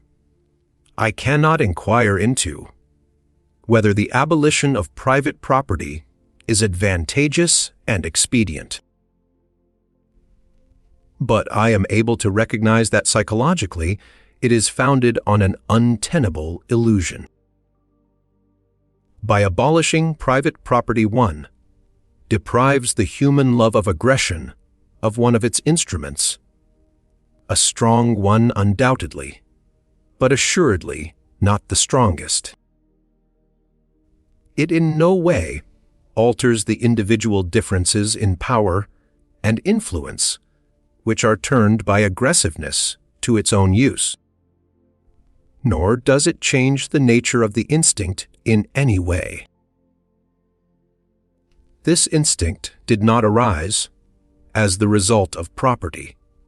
It reigned almost supreme in primitive times, when possessions were still extremely scanty. It shows itself already in the nursery, when possessions have hardly grown out of their original anal shape. It is at the bottom of all the relations of affection and love between human beings, possibly with the single exception of that of a mother to her male child. Suppose that personal rights to material goods are done away with. There still remain prerogatives in sexual relationships, which must arouse the strongest rancor and most violent enmity among men and women who are otherwise equal. Let us suppose this were also to be removed by instituting complete liberty in sexual life, so that the family, the germ cell of culture, ceased to exist. One could not, it is true, foresee the new paths on which cultural development might then proceed. But one thing one would be bound to expect, and that is that the ineffaceable feature of human nature would follow wherever it led. Men clearly do not find it easy to do, without satisfaction, of this tendency to aggression that is in them. When deprived of satisfaction of it, they are ill at ease. There is an advantage, not to be undervalued, in the existence of smaller communities, through which the aggressive instinct can find an outlet in enmity towards those outside the group. It is always possible to unite considerable numbers of men in love towards one another, so long as there are still some remaining as objects for aggressive manifestations. I once interested myself in the peculiar fact that peoples whose territories are adjacent and are otherwise closely related are always at feud with and ridiculing each other, as, for instance, the Spaniards and the Portuguese, the North and South Germans, the English and the Scotch, and so on. I gave it the name of narcissism in respect of minor differences, which does not do much to explain it. One can now see that it is a convenient and relatively harmless form of satisfaction for aggressive tendencies, through which cohesion amongst the members of a group is made easier. The Jewish people, scattered in all directions as they are, have in this way rendered services which deserve recognition to the development of culture in the countries where they settled. Others call me Mother Nature, but unfortunately not all the massacres of Jews in the Middle Ages sufficed to procure peace and security for their Christian contemporaries. Once the Apostle Paul had laid down universal love between all men as the foundation of his Christian community. The inevitable consequence in Christianity was the utmost intolerance towards all who remained outside of it, the Romans, who had not founded their state on love, were not given to lack of religious toleration. Although religion was a concern of the state, and the state was permeated through and through with it.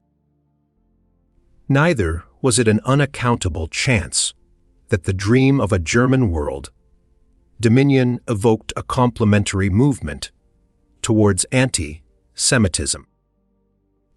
And it is quite intelligible that the attempt to establish a new communistic type of culture in Russia should find psychological support in the persecution of the bourgeois. One only wonders, with some concern, however, how the Soviets will manage when they have exterminated their bourgeois entirely. If civilization requires such sacrifices, not only of sexuality, but also of the aggressive tendencies in mankind, we can better understand why it should be so hard for men to feel happy in it. In actual fact, primitive man was better off in this respect, for he knew nothing of any restrictions on his instincts.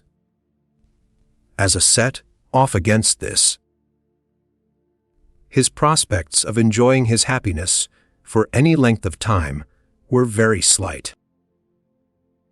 Civilized man has exchanged some part of his chances of happiness for a measure of security. We will not forget, however, that in the primal family, only the head of it enjoyed this instinctual freedom. The other members lived in slavish thraldom. The antithesis between a minority enjoying cultural advantages and a majority who are robbed of them was therefore most extreme in that primeval period of culture.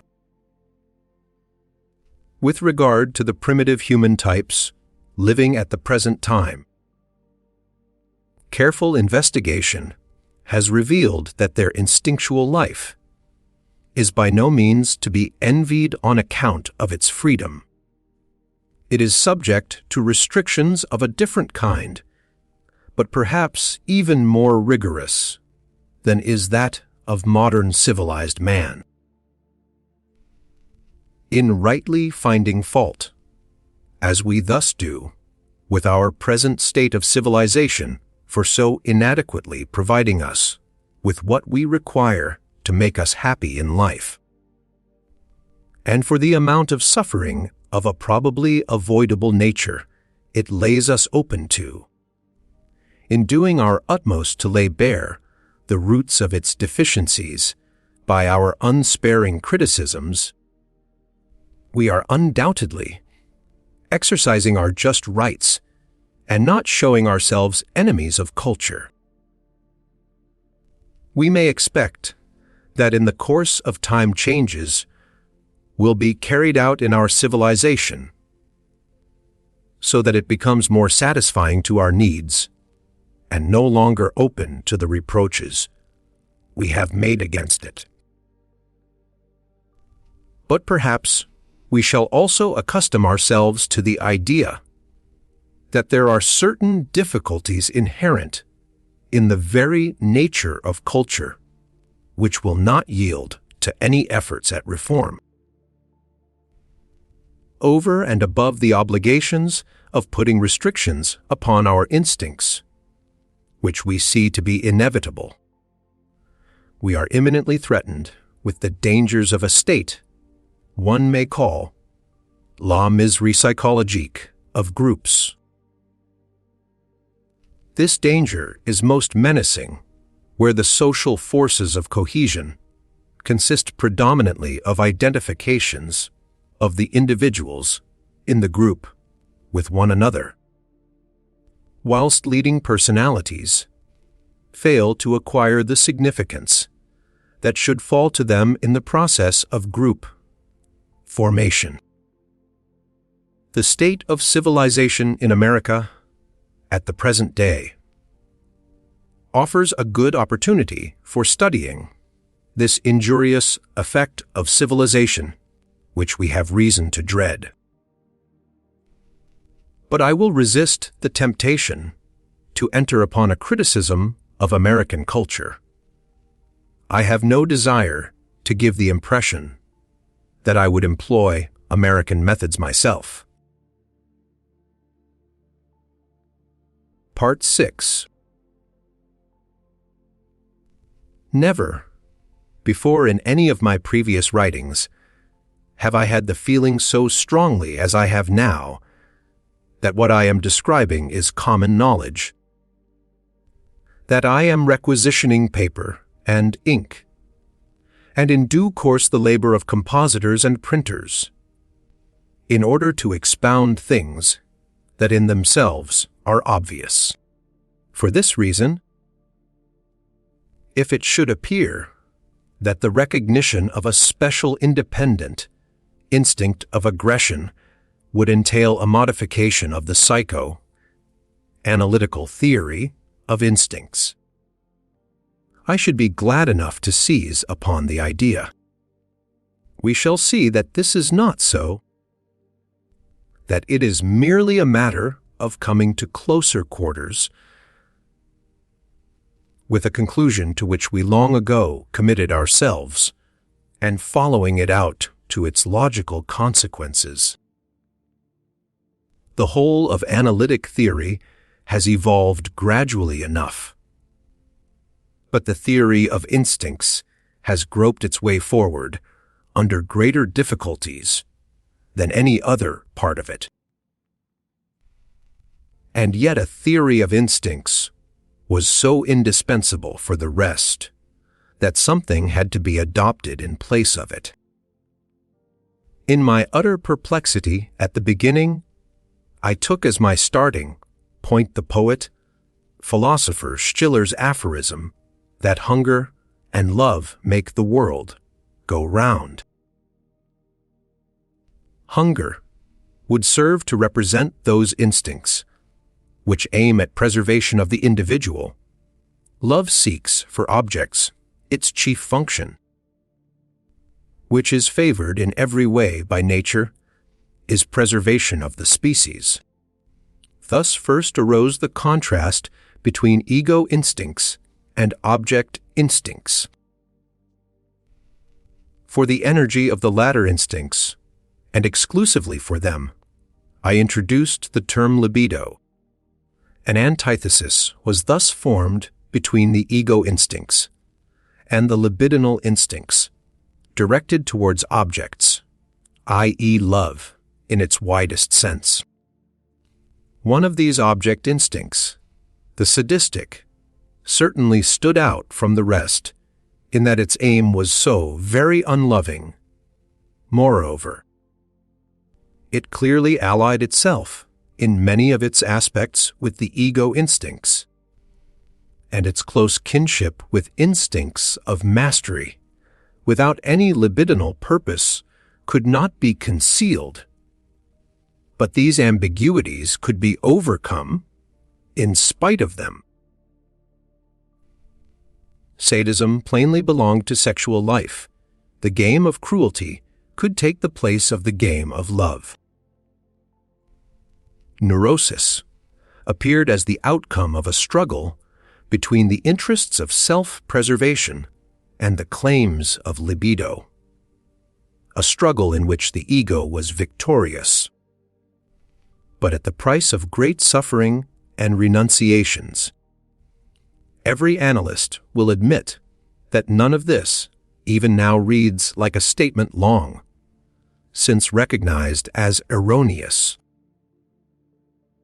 All the same, modifications had to be made as our researches advanced from the repressed to the repressing, from the object instincts to the ego. A cardinal point in this advance was the introduction of the concept of narcissism, i.e. the idea that libido cathects the ego itself, that its first dwelling place was in the ego, and that the latter remains, to some extent, its permanent headquarters. This narcissistic libido turns in the direction of objects, thus becoming object libido, and can transform itself back into narcissistic libido.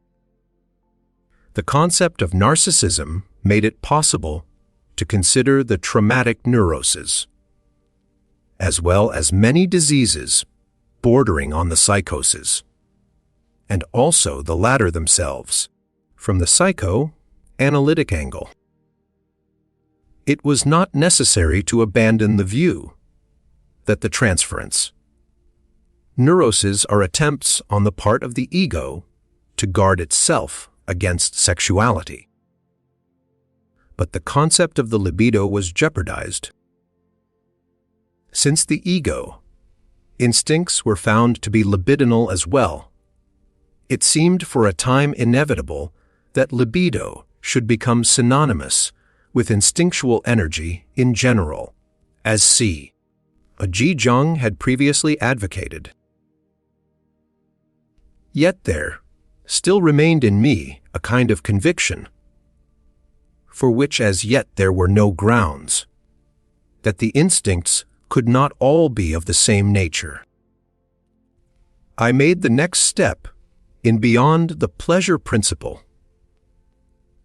1920'd, when the repetition, compulsion, and the conservative character of instinctual life first struck me. On the basis of speculations concerning the origin of life and of biological parallels, I drew the conclusion that, beside the instinct preserving the organic substance and binding it into ever larger units, there must exist another in antithesis to this, which would seek to dissolve these units and reinstate their antecedent inorganic state. That is to say, a death instinct as well as eros. The phenomena of life would then be explicable from the interplay of the two and their counteracting effects on each other. It was not easy, however, to demonstrate the working of this hypothetical death instinct. The manifestations of eros were conspicuous and audible enough. One might assume that the death instinct worked silently within the organism towards its disintegration, but that, of course, was no proof. The idea that part of the instinct became directed towards the outer world, and then showed itself as an instinct of aggression and destruction, carried us a step further. The instinct would thus itself have been pressed into the service of eros, in that the organism would be destroying something animate or inanimate outside itself instead of itself. Conversely, any cessation of this flow outwards must have the effect of intensifying the self, destruction, which in any case would always be going on within. From this example, one could then surmise that the two kinds of instinct seldom, perhaps never, appear in isolation, but always mingle with each other in different, very varying proportions, and so make themselves unrecognizable to us. Sadism, long since known to us as a component, instinct of sexuality, would represent a particularly strong admixture of the instinct of destruction into the love impulse, while its counterpart, masochism, would be an alliance between sexuality and the destruction at work within the self, in consequence of which the otherwise imperceptible destructive trend became directly evident and palpable. The assumption of the existence of a death instinct or a destruction instinct has roused opposition, even in analytical circles. I know that there is a great tendency to ascribe all that is dangerous and hostile in love rather to a fundamental bipolarity in its own nature.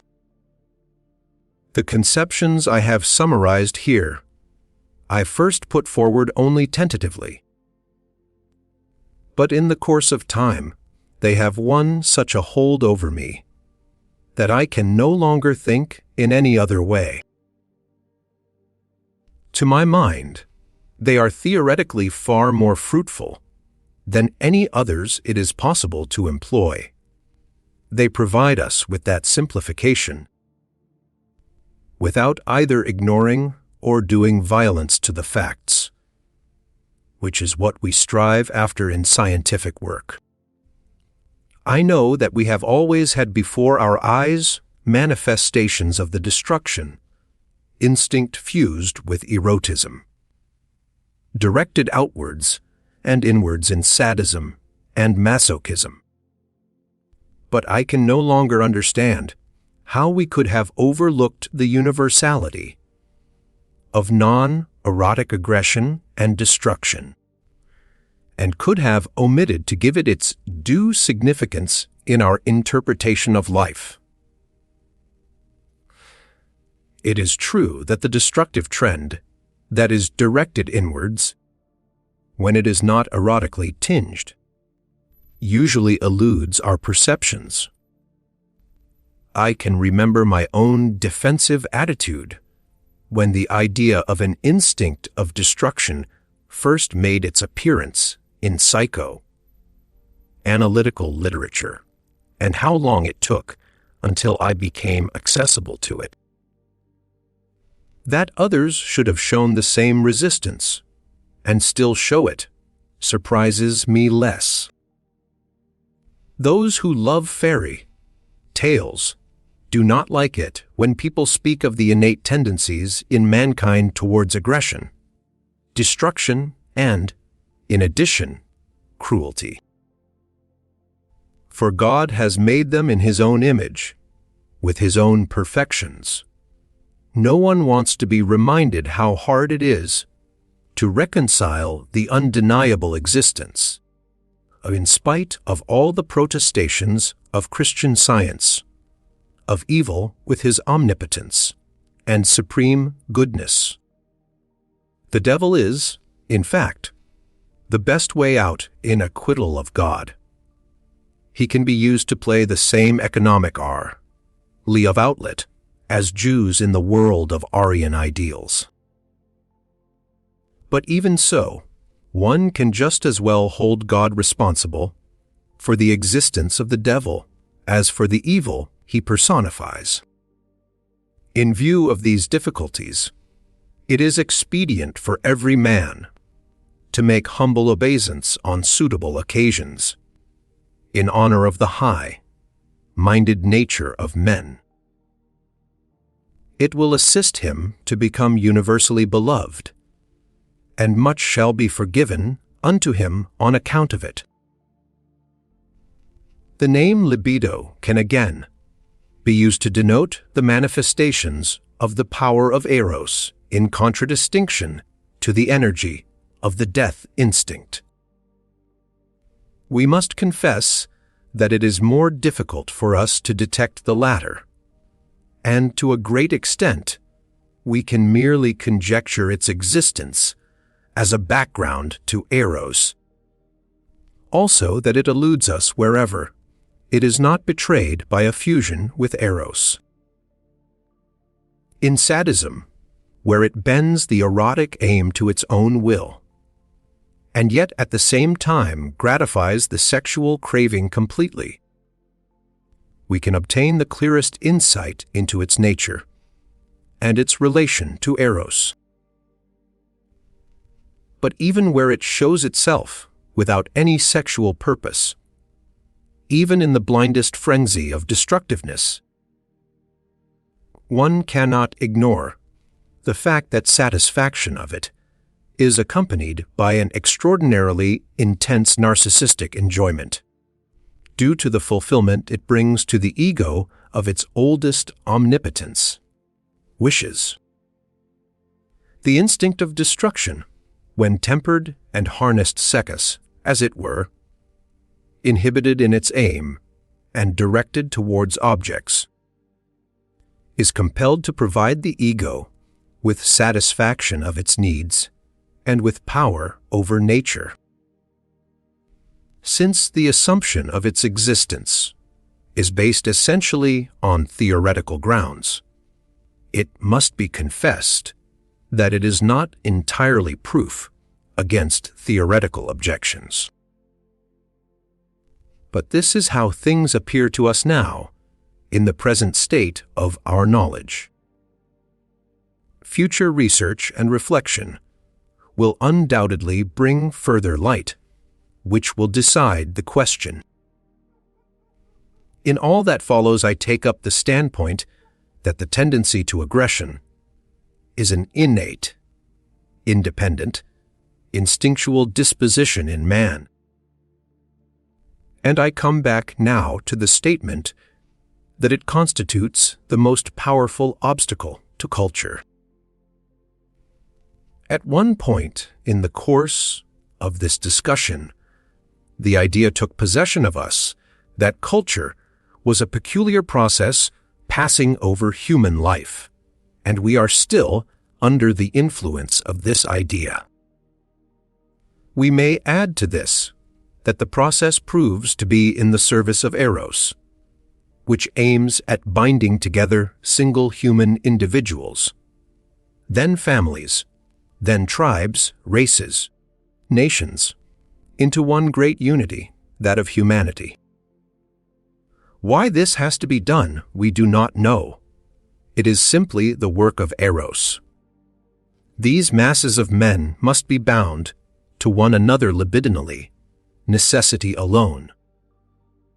The advantages of common work would not hold them together. The natural instinct of aggressiveness in man, the hostility of each one against all, and of all against each one, opposes this program of civilization.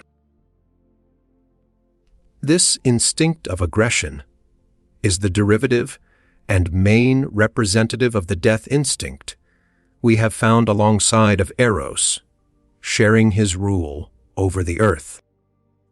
And now, it seems to me, the meaning of the evolution of culture is no longer a riddle to us.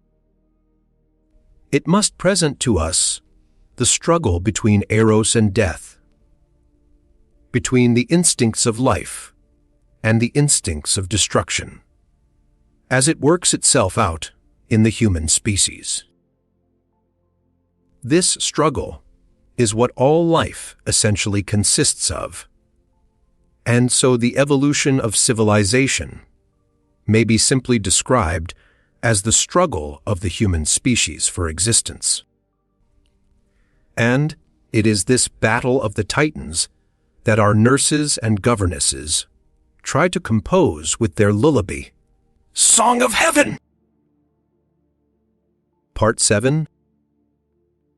Why do the animals, kin to ourselves, not manifest any such cultural struggle? Oh, we don't know. Very probably certain of them, bees, ants, termites, had to strive for thousands of centuries before they found the way to those state institutions. That division of functions, those restrictions upon individuals, which we admire them for today. It is characteristic of our present state that we know by our own feelings that we should not think ourselves happy in any of these communities of the animal world, or in any of the arlas they delegate to individuals. With other animal species, it may be that a temporary deadlock has been reached between the influences of their environment and the instincts contending within them, so that a cessation of development has taken place. In primitive man, a fresh access of libido may have kindled a new spurt of energy on the part of the instinct of destruction. There are a great many questions in all this to which as yet we have no answer. Another question concerns us more closely now. What means does civilization make use of to hold in check the aggressiveness that opposes it, to make it harmless, perhaps to get rid of it? Some of these measures we have already come to know, though not yet the one. that is apparently the most important. We can study it in the evolution of the individual. What happens in him to render his craving for aggression innocuous? Something very curious that we should never have guessed, and that yet seems simple enough. The aggressiveness is introjected, internalized, in fact. It is sent back where it came from, i.e., directed against the ego. It is there taken over by a part of the ego that distinguishes itself from the rest as a super-ego, and now in the form of conscience, exercises the same propensity to harsh aggressiveness against the ego that the ego would have liked to enjoy against others. The tension between the strict super-ego and the subordinate ego we call the sense of guilt. It manifests itself as the need for punishment. Civilization, therefore, obtains the mastery over the dangerous love of aggression in individuals by enfeebling and disarming it, and setting up an institution within their minds to keep watch over it, like a garrison in a conquered city. As to the origin of the sense of guilt, analysts have different views from those of the psychologists, nor is it easy for analysts to explain it either. First of all, when one asks how a sense of guilt arises in anyone, one is told something one cannot dispute. People feel guilty. Pious people call it sinful when they have done something they know to be bad. But then one sees how little this answer tells one. Perhaps after some hesitation one will add that a person who has not actually committed a bad act, but has merely become aware of the intention to do so, can also hold himself guilty, and then one will ask why in this case the intention is counted as equivalent to the deed. In both cases, however, one is presupposing that wickedness has already been recognized as reprehensible, as something that ought not to be put into execution. How is this judgment arrived at? One may reject the suggestion of an original, as one might say, natural, capacity for discriminating between good and evil. Evil is often not at all that which would injure or endanger the ego. On the contrary, it can also be something that it desires, that would give it pleasure. An extraneous influence is evidently at work. It is this that decides what is to be called good and bad. Since their own feelings would not have led men along the same path, they must have had a motive for obeying this extraneous influence. It is easy to discover this motive in man's helplessness and dependence upon others. It can best be designated the dread of losing love. If he loses the love of others on whom he is dependent, he will forfeit also their protection against many dangers. And above all, he runs the risk that this stronger person will show his superiority in the form of punishing him. What is bad is, therefore, to begin with, whatever causes one to be threatened with a loss of love. Because of the dread of this loss, one must desist from it. That is why it makes little difference whether one has already committed the bad deed or only intends to do so. In either case, the danger begins only when the authority has found it out. and the latter would behave in the same way in both cases. We call this state of mind a bad conscience. But actually it does not deserve this name, for at this stage the sense of guilt is obviously only the dread of losing love, social anxiety. In a little child, it can never be anything else. But in many adults, too, it has only changed in so far as the larger human community takes the place of the father or of both parents.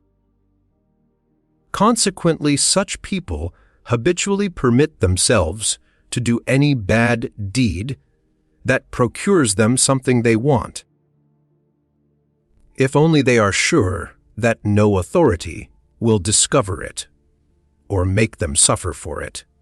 Their anxiety relates only to the possibility of detection. Present-day society has to take into account the prevalence of this state of mind. A great change takes place as soon as the authority has been internalized by the development of a super-ego.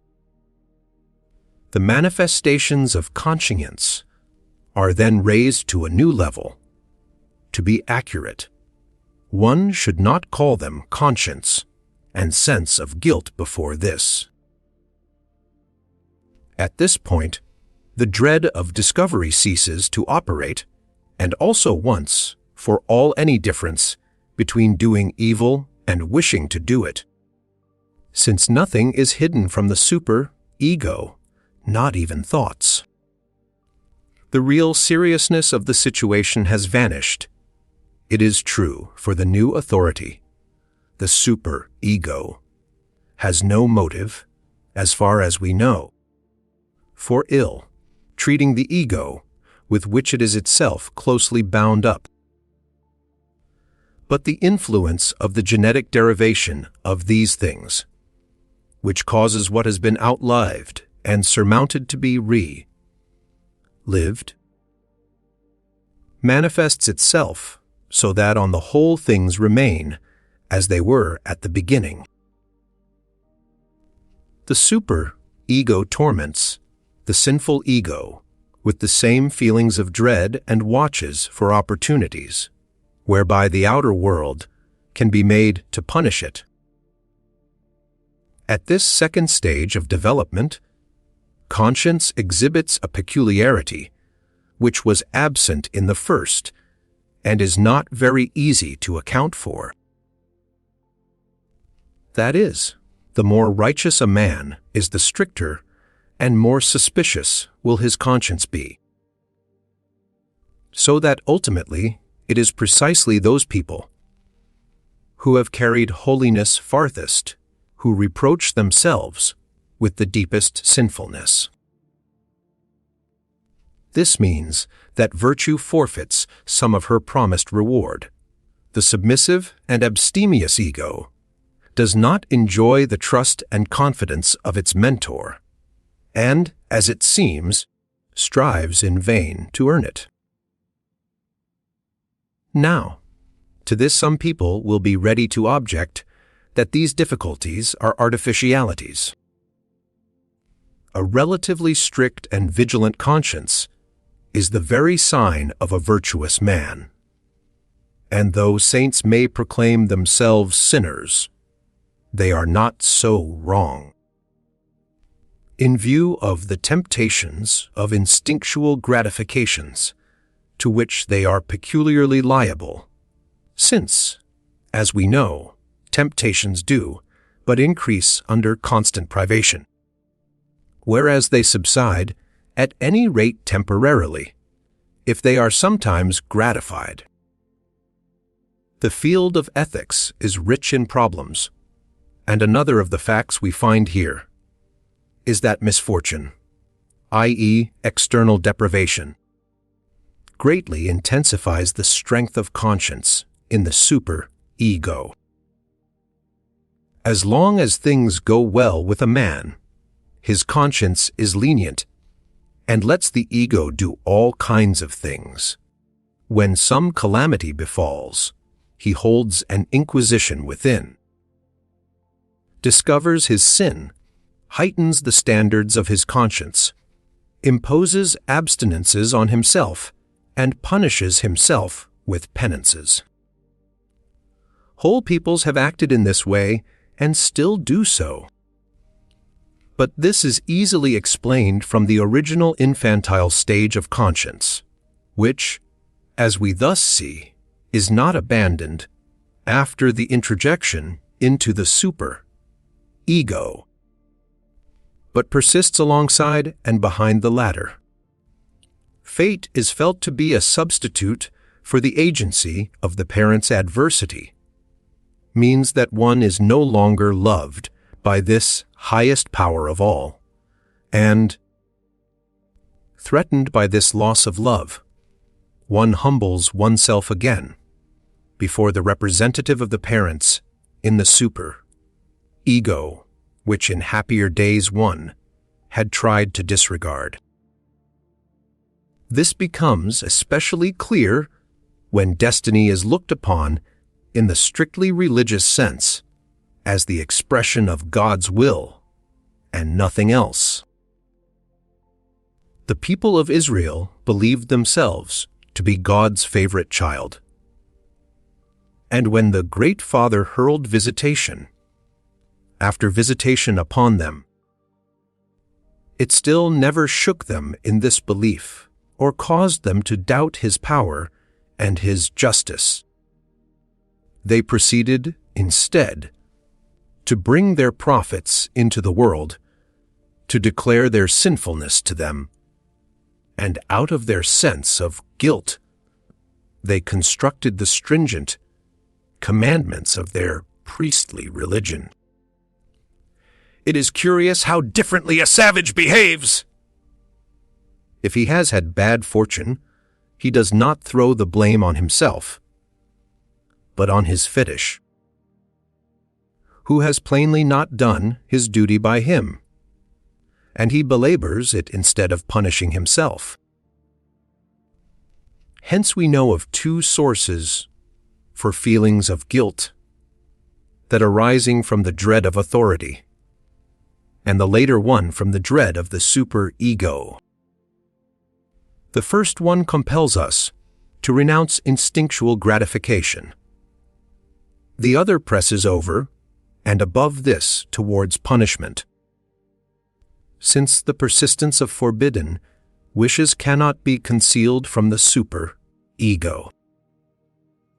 We have also heard how the severity of the super-ego, the rigor of conscience, is to be explained. It simply carries on the severity of external authority, which it has succeeded, and to some extent replaced. We see now how renunciation of instinctual gratification is related to the sense of guilt. Originally, it is true. Renunciation is the consequence of a dread of external authority. One gives up pleasures so as not to lose its love. Having made this renunciation, one is quits with authority. So to speak, no feeling of guilt should remain. But with the dread of the super-ego, the case is different. Renunciation of gratification does not suffice here, for the wish persists and is not capable of being hidden from the super-ego. In spite of the renunciations made, feelings of guilt will be experienced, and this is a great disadvantage economically of the erection of the super-ego, or, as one may say, of the formation of conscience. Renunciation no longer has a completely absolving effect. Virtuous restraint is no longer rewarded by the assurance of love, a threatened external unhappiness.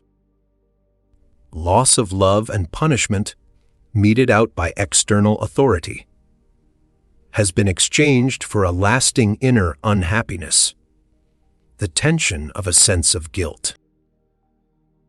These interrelations are so complicated and at the same time so important that, in spite of the dangers of repetition, I will consider them again from another angle.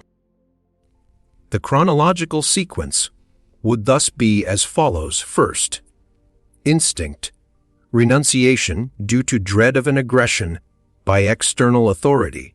This is, of course, tantamount to the dread of loss of love, for love is a protection against these punitive aggressions. Then follows the erection of an internal authority and instinctual renunciation due to dread of it, that is, dread of conscience.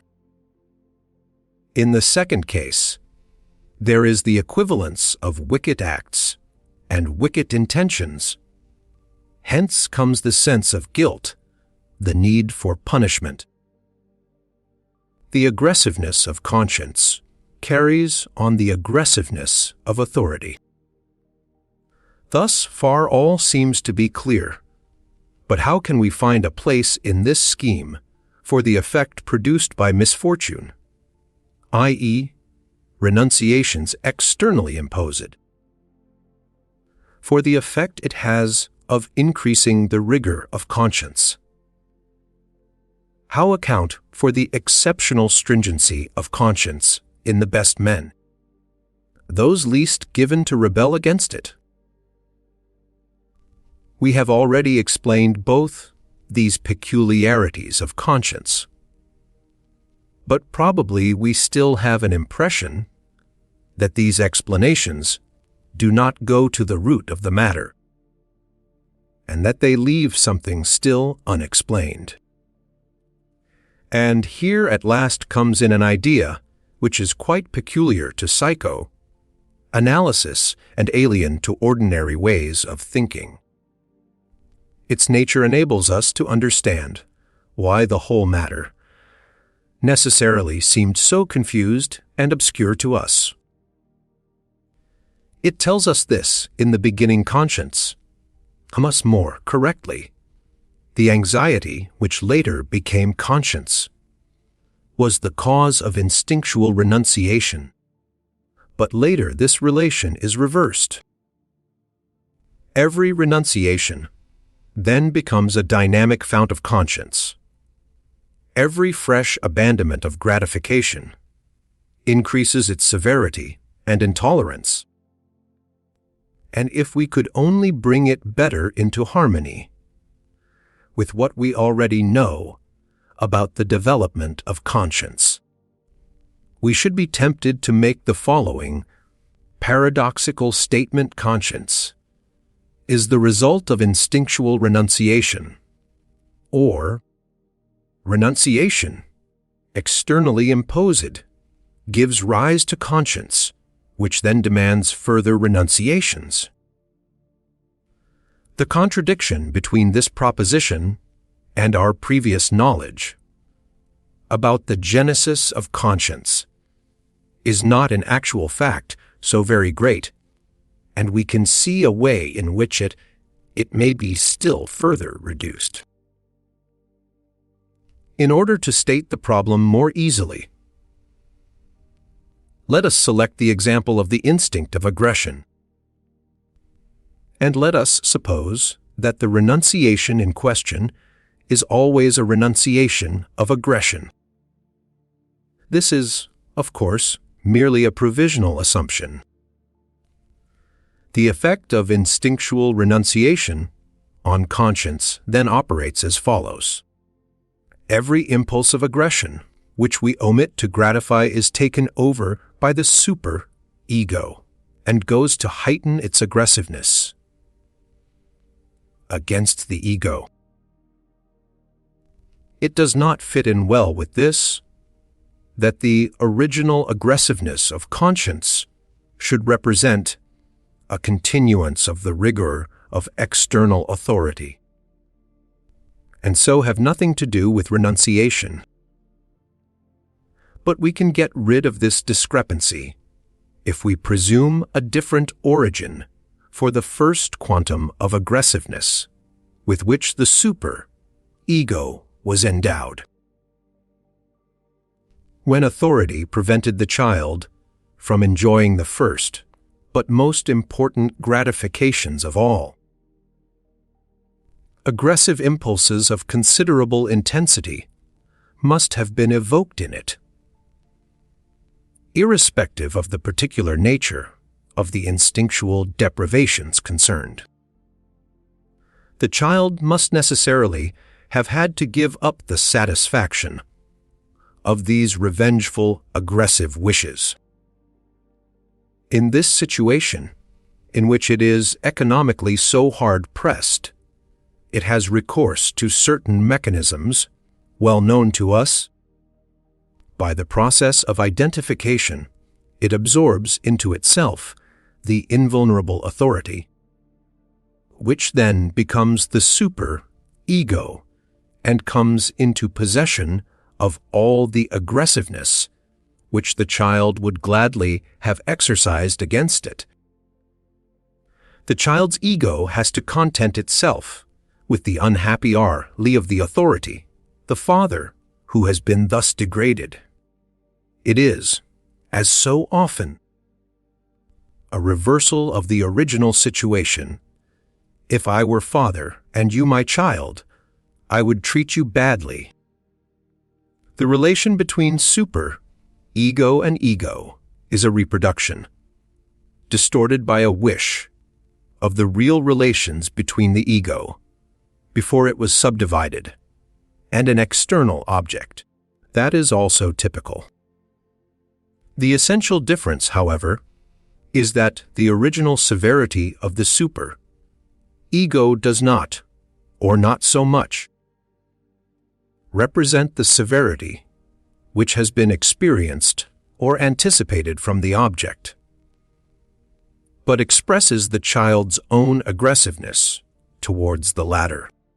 If this is correct, one could truly assert that conscience is formed in the beginning from the suppression of an aggressive impulse, and strengthened as time goes on by each fresh suppression of the kind.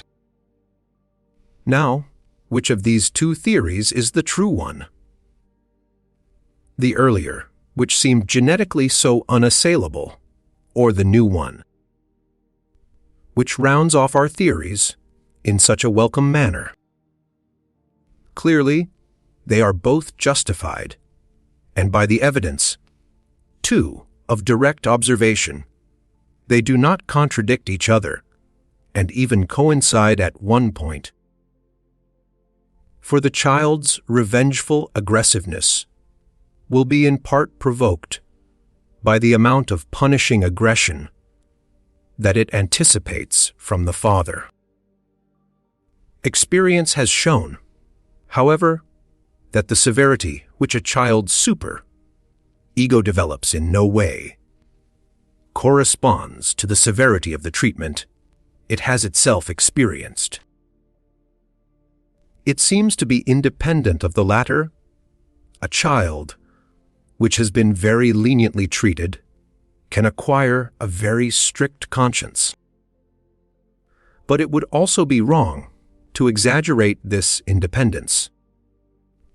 It is not difficult to assure oneself that strict upbringing also has a strong influence on the formation of a child's super ego. It comes to this, that the formation of the super ego and the development of conscience are determined in part by innate constitutional factors, and in part by the influence of the actual environment. And that is in no way surprising. On the contrary, it is the invariable axiological condition of all such processes. It may also be said that when a child reacts to the first great instinctual deprivations with an excessive aggressiveness and a corresponding strictness of its super ego, it is thereby following a phylogenetic prototype unheedful of what reaction would in reality be justified. For the father of primitive times was certainly terrifying, and one may safely attribute the utmost degree of aggressiveness to him. The differences between the two theories of the genesis of conscience are thus still further diminished if one passes from individual to phylogenetic development. But then, on the other hand, we find a new important difference between the two processes. We cannot disregard the conclusion that man's sense of guilt has its origin in the Oedipus complex and was acquired when the father was killed by the association of the brothers. At that time, the aggression was not suppressed, but carried out. And it is this same act of aggression, whose suppression in the child we regard as the source of feelings of guilt. Now, I should not be surprised if a reader were to cry out angrily.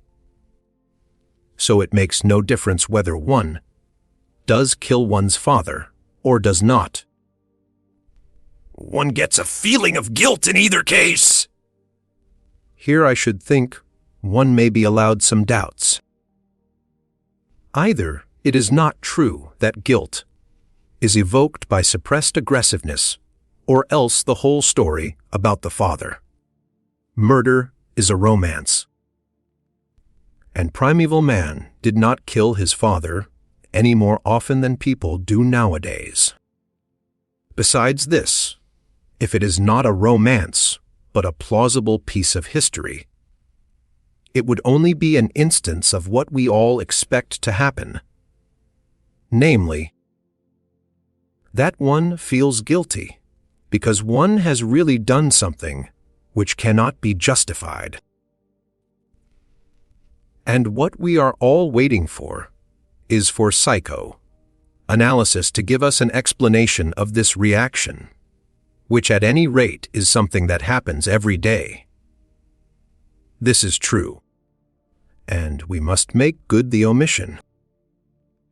There is no great mystery about it either. When one has feelings of guilt, after one has committed some crime, and because of it, this feeling should more properly be called remorse. It relates only to the one act, and clearly it presupposes that conscience, the capacity for feelings of guilt, was already in existence before the deed. Remorse of this kind can, therefore, never help us to find out the source of conscience and feelings of guilt in general. In these everyday instances, the course of events is usually as follows. An instinctual need acquires the strength to achieve fulfillment in spite of conscience, the strength of which also has its limits, whereupon the inevitable reduction of the need after satisfaction restores the earlier balance of forces. Psychoanalysis is quite justified, therefore, in excluding the case of a sense of guilt through remorse from this discussion. However frequently it may occur, and however great its importance may be practically. But if man's sense of guilt goes back to the murder of the father, that was undoubtedly an instance of remorse. And yet are we to suppose that there were no conscience and feelings of guilt before the act on that occasion? If so, where did the remorse come from then? This instance must explain to us the riddle of the sense of guilt, and so make an end of our difficulties. And it will do so, as I believe. This remorse was the result of the very earliest primal ambivalence of feelings towards the father the sons hated him, but they loved him too. After their hate against him had been satisfied by their aggressive acts, their love came to expression in their remorse about the deed. Set up the super.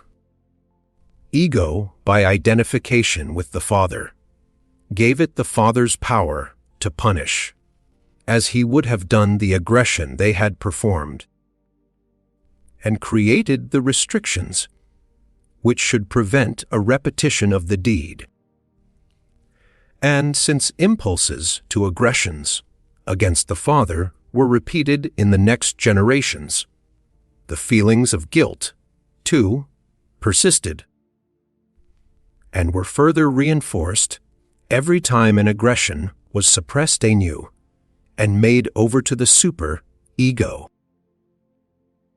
At this point, it seems to me, we can at last clearly perceive the part played by love in the origin of conscience and the fatal inevitableness of the sense of guilt. It is not really a decisive matter whether one has killed one's father or abstained from the deed. One must feel guilty in either case. For guilt is the expression of the conflict of ambivalence, the eternal struggle between eros and the destructive or death instinct. This conflict is engendered as soon as man is confronted with the task of living with his fellows.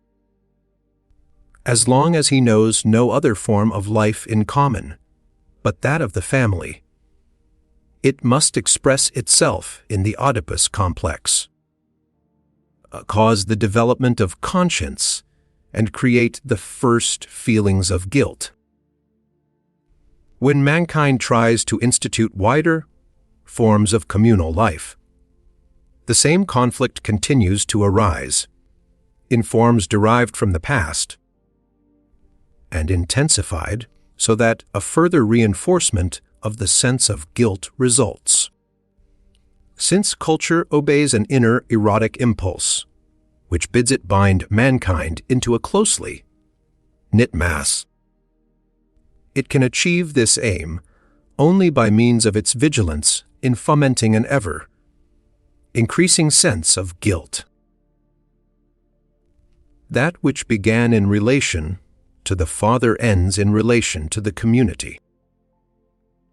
If civilization is an inevitable course of development from the group of the family to the group of humanity as a whole, then an intensification of the sense of guilt, resulting from the innate conflict of ambivalence, from the eternal struggle between the love and the death trends, will be inextricably bound up with it, until perhaps the sense of guilt may swell to a magnitude that individuals can hardly support.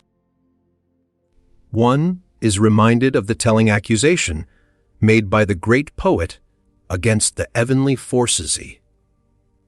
Ye set our feet on this life's road. Ye watch our guilty, erring courses. Then leave us, bowed beneath our load, for earth its every debt enforces. And one may heave a sigh at the thought that it is vouchsafed to a few, with hardly an effort, to salve from the whirlpool of their own emotions the deepest truths, to which we others have to force our way, ceaselessly groping amid torturing uncertainties. Part 8. On reaching the end of such a journey as this, the author must beg his readers to pardon him for not having been a more skillful guide, not sparing them bleak stretches of country at times and laborious detours at others. There is no doubt that it could have been done better. I will now try to make some amends. First of all, I suspect the reader feels that the discussion about the sense of guilt oversteps its proper boundaries in this essay and takes up too much space, so that the rest of the subject matter, which is not always closely connected with it, gets pushed on one side. This may have spoilt the composition of the work, but it faithfully corresponds to my intention to represent the sense of guilt as the most important problem in the evolution of culture, and to convey that the price of progress in civilization is paid in forfeiting happiness through the heightening of the sense of guilt. What sounds puzzling in this statement, which is the final conclusion of our whole investigation, is probably due to the quite peculiar relation, as yet completely unexplained, the sense of guilt has to our consciousness. In the common cases of remorse, which we think normal, it becomes clearly perceptible to consciousness. Indeed, we often speak of consciousness of guilt instead of sense of guilt. In our study of the neuroses, in which we have found invaluable clues towards an understanding of normal people, we find some very contradictory states of affairs in this respect. In one of these maladies, the obsessional neurosis, the sense of guilt makes itself loudly heard in consciousness. It dominates the clinical picture as well as the patient's life and lets hardly anything else appear alongside of it. But in most of the other types and forms of neurosis, it remains completely unconscious, without its effect being any less great. However, our patients do not believe us when we ascribe an unconscious sense of guilt to them. In order to become even moderately intelligible to them, we have to explain that the sense of guilt expresses itself in an unconscious seeking for punishment. But its connection with the form of the neurosis is not to be overestimated. Even in the obsessional neurosis, there are people who are not aware of their sense of guilt, or who perceive it only as a tormenting uneasiness or kind of anxiety, and then not until they are prevented from carrying out certain actions. We ought someday to be able at last to understand these things. As yet we cannot. Here perhaps is the place to remark that at bottom the sense of guilt is nothing but a topographical variety of anxiety, and that in its later phases it coincides completely with the dread of the super-ego. The relation of anxiety to consciousness, moreover, is characterized by the same extraordinary variations. Somewhere or other there is always anxiety, hidden behind all symptoms, at one moment. However, it sweeps into consciousness, drowning everything else with its clamor. And at the next, it secretes itself so completely that we are forced to speak of unconscious anxiety.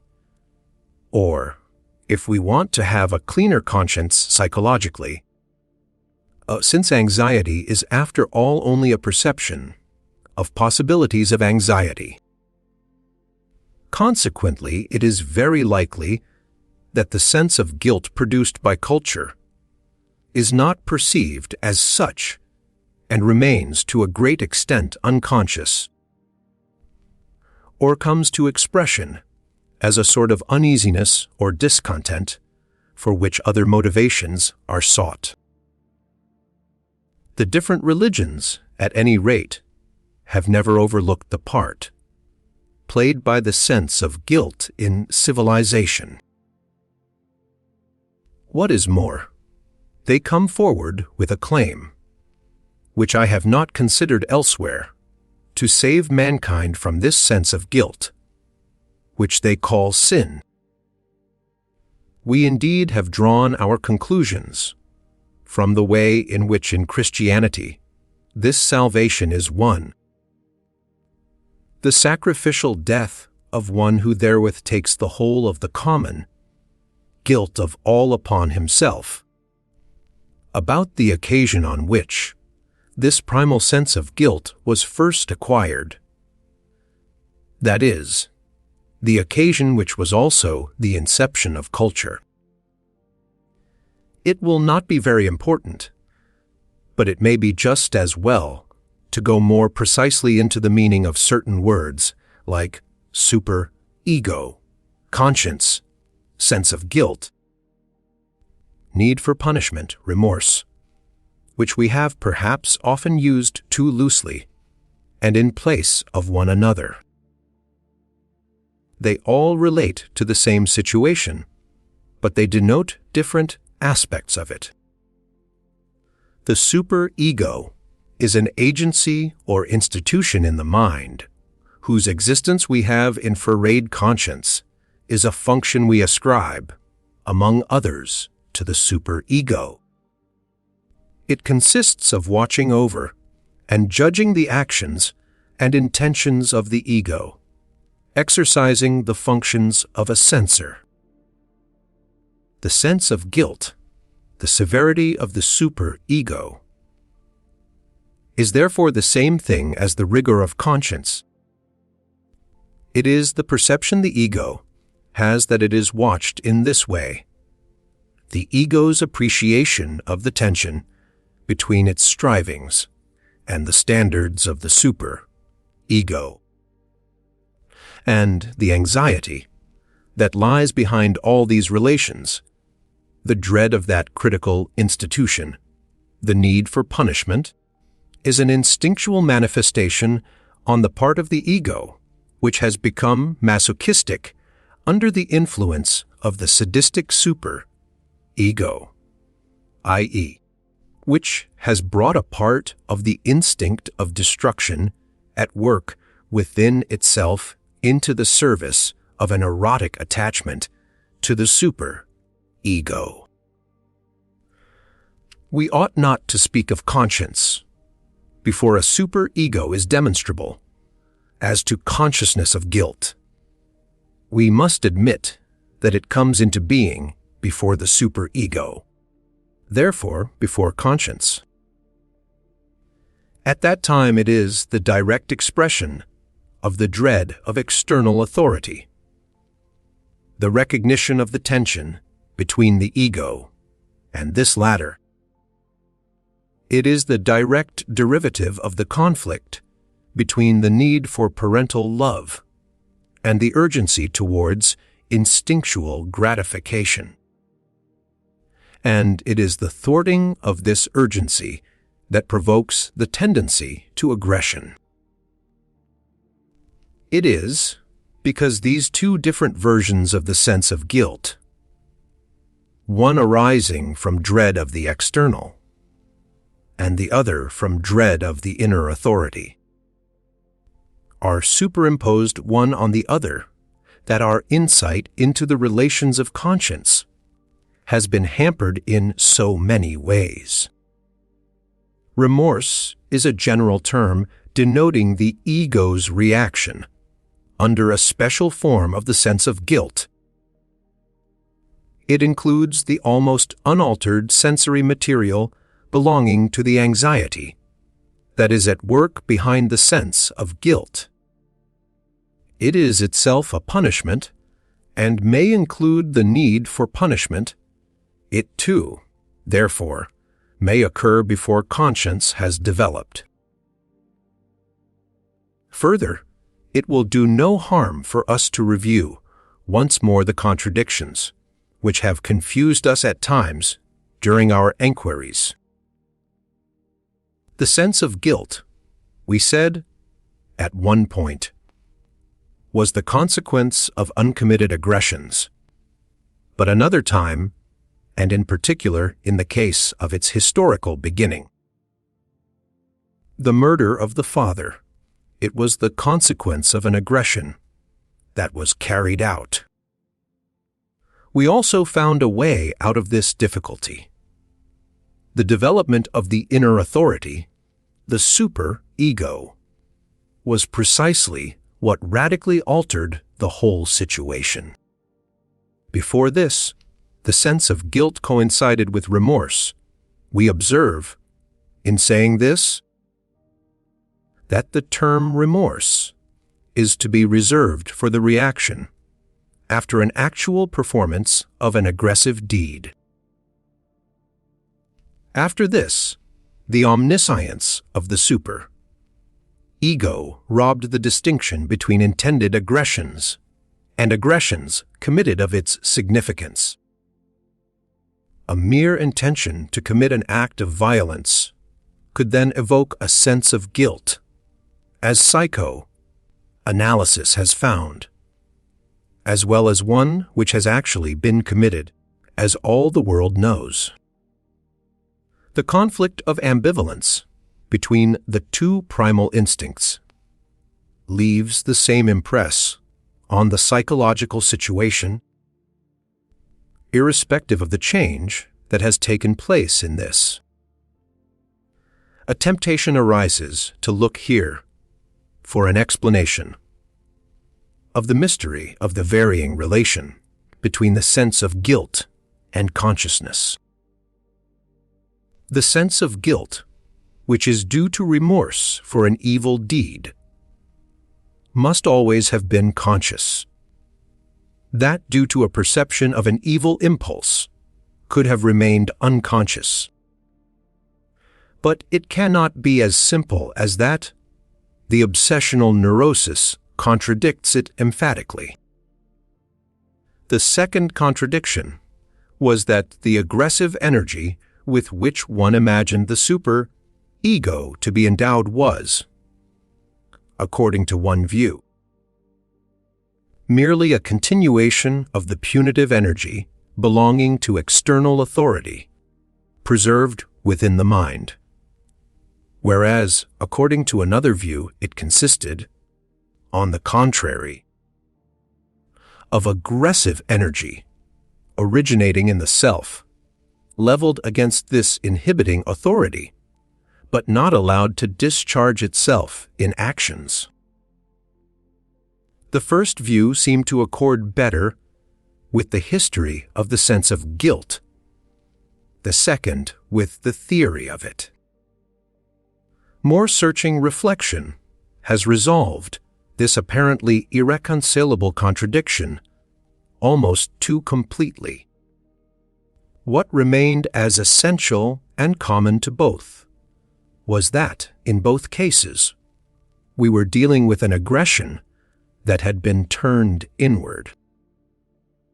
Clinical observation, moreover, really permits us to distinguish two sources for the aggressiveness we ascribe to the super-ego, each of which in any given case may be operating predominantly, but which usually are both at work together.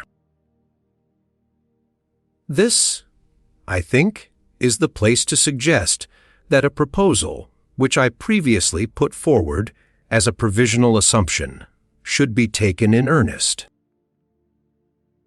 In the latest analytical literature, a predilection has been shown for the view that any kind of privation, any thwarted instinctual gratification, results in a heightening of the sense of guilt, or may do so.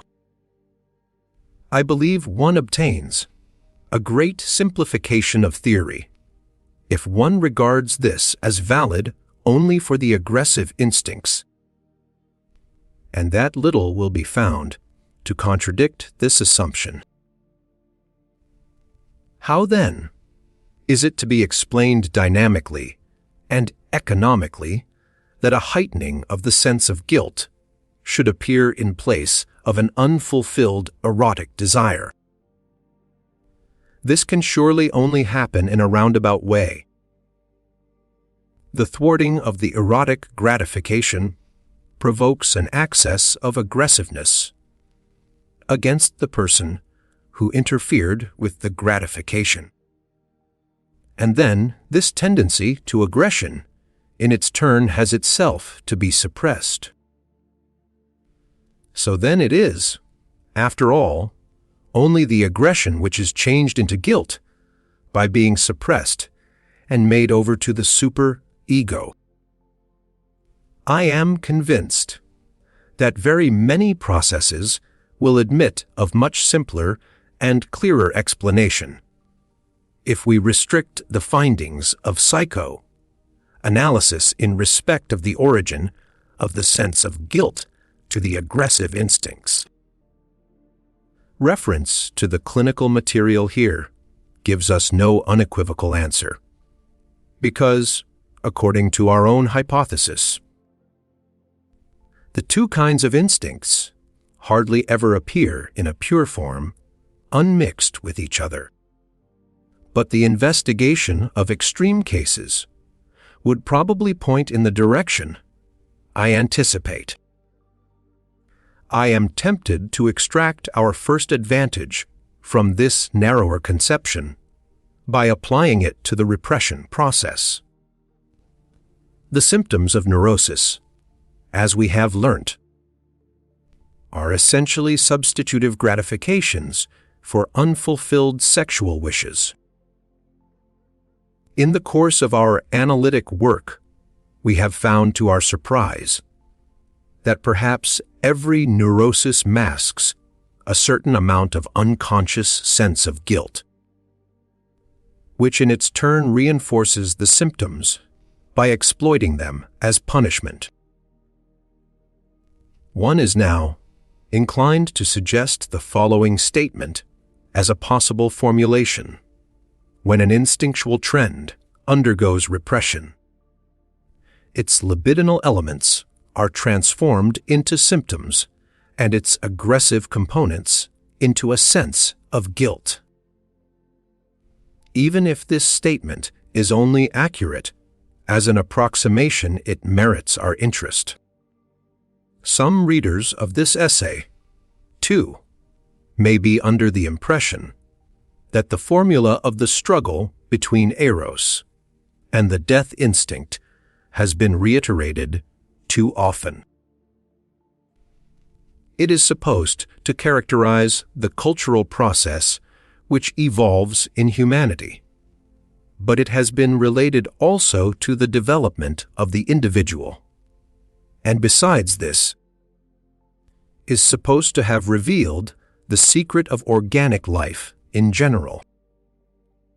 It becomes necessary for us to examine the relation of these three processes to one another.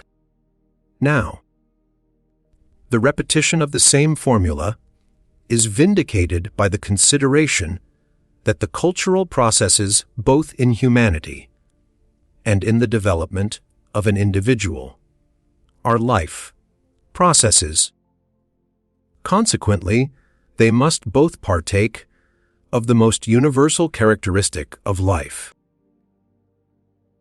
On the other hand, evidence of the presence of this universal characteristic does not help us to discriminate unless it is further narrowed down by special qualifications.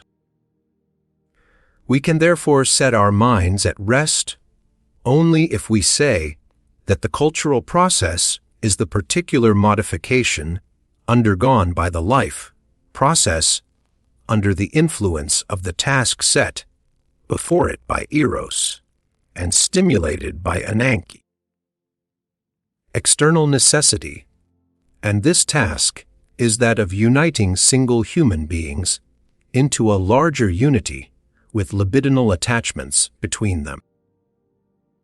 When, however, we compare the cultural process in humanity with the process of development or upbringing in an individual human being. We shall conclude without much hesitation that the two are very similar in nature, if not in fact the same process, applied to a different kind of object. The civilizing process in the human species is naturally more of an abstraction than the development of an individual, and therefore harder to apprehend in concrete terms. Nor should the discovery of analogies be pushed to extremes, but in view of the similar character of the aims of the two processes. In one, the incorporation of an individual as a member of a group, and in the other, the creation of a single group out of many individuals. Of the similarity of the means employed and of the results obtained in the two cases is not surprising. In view of its exceptional importance, we must no longer postpone mention of one feature differentiating the two processes. The development of the individual is ordered according to the program laid down by the pleasure principle, namely, the attainment of happiness. And to this main objective it holds firmly the incorporation of the individual as a member of a community, or his adaptation to it, seems like an almost unavoidable condition which has to be filled before he can attain this objective of happiness. If he could achieve it without fulfilling this condition, it would perhaps be better. To express it differently, we may say individual development seems to us a product of the interplay of two trends, the striving for happiness, generally called egoistic, and the impulse towards merging with others in the community, which we call altruistic. Neither of these descriptions goes far beneath the surface. In individual development, as we have said, the main accent falls on the egoistic trend, the striving for happiness, while the other tendency, which may be called the cultural one, usually contents itself with instituting restrictions. But things are different in the development of culture here. Far the most important aim is that of creating a single unity out of individual men and women, while the objective of happiness, though still present, is pushed into the background. It almost seems as if humanity could be most successfully united into one great whole, if there were no need to trouble about the happiness of individuals. The process of development in individuals must therefore be admitted to have its special features, which are not repeated in the cultural evolution of humanity.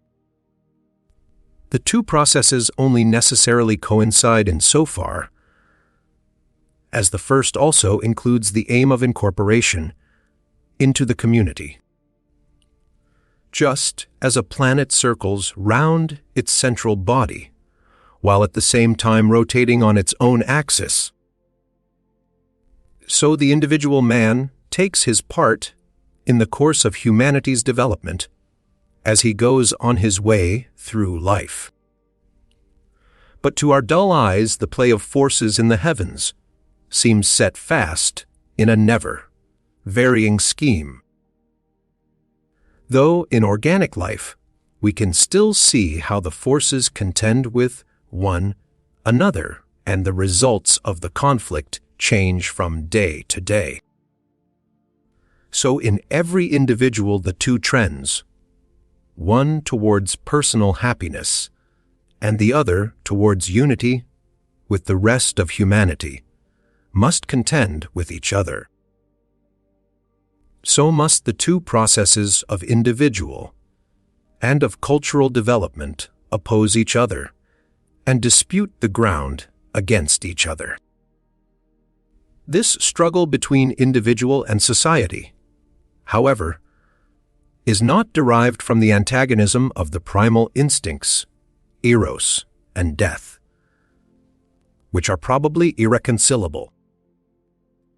It is a dissension in the camp of the libido itself, comparable to the contest between the ego and its objects for a share of the libido.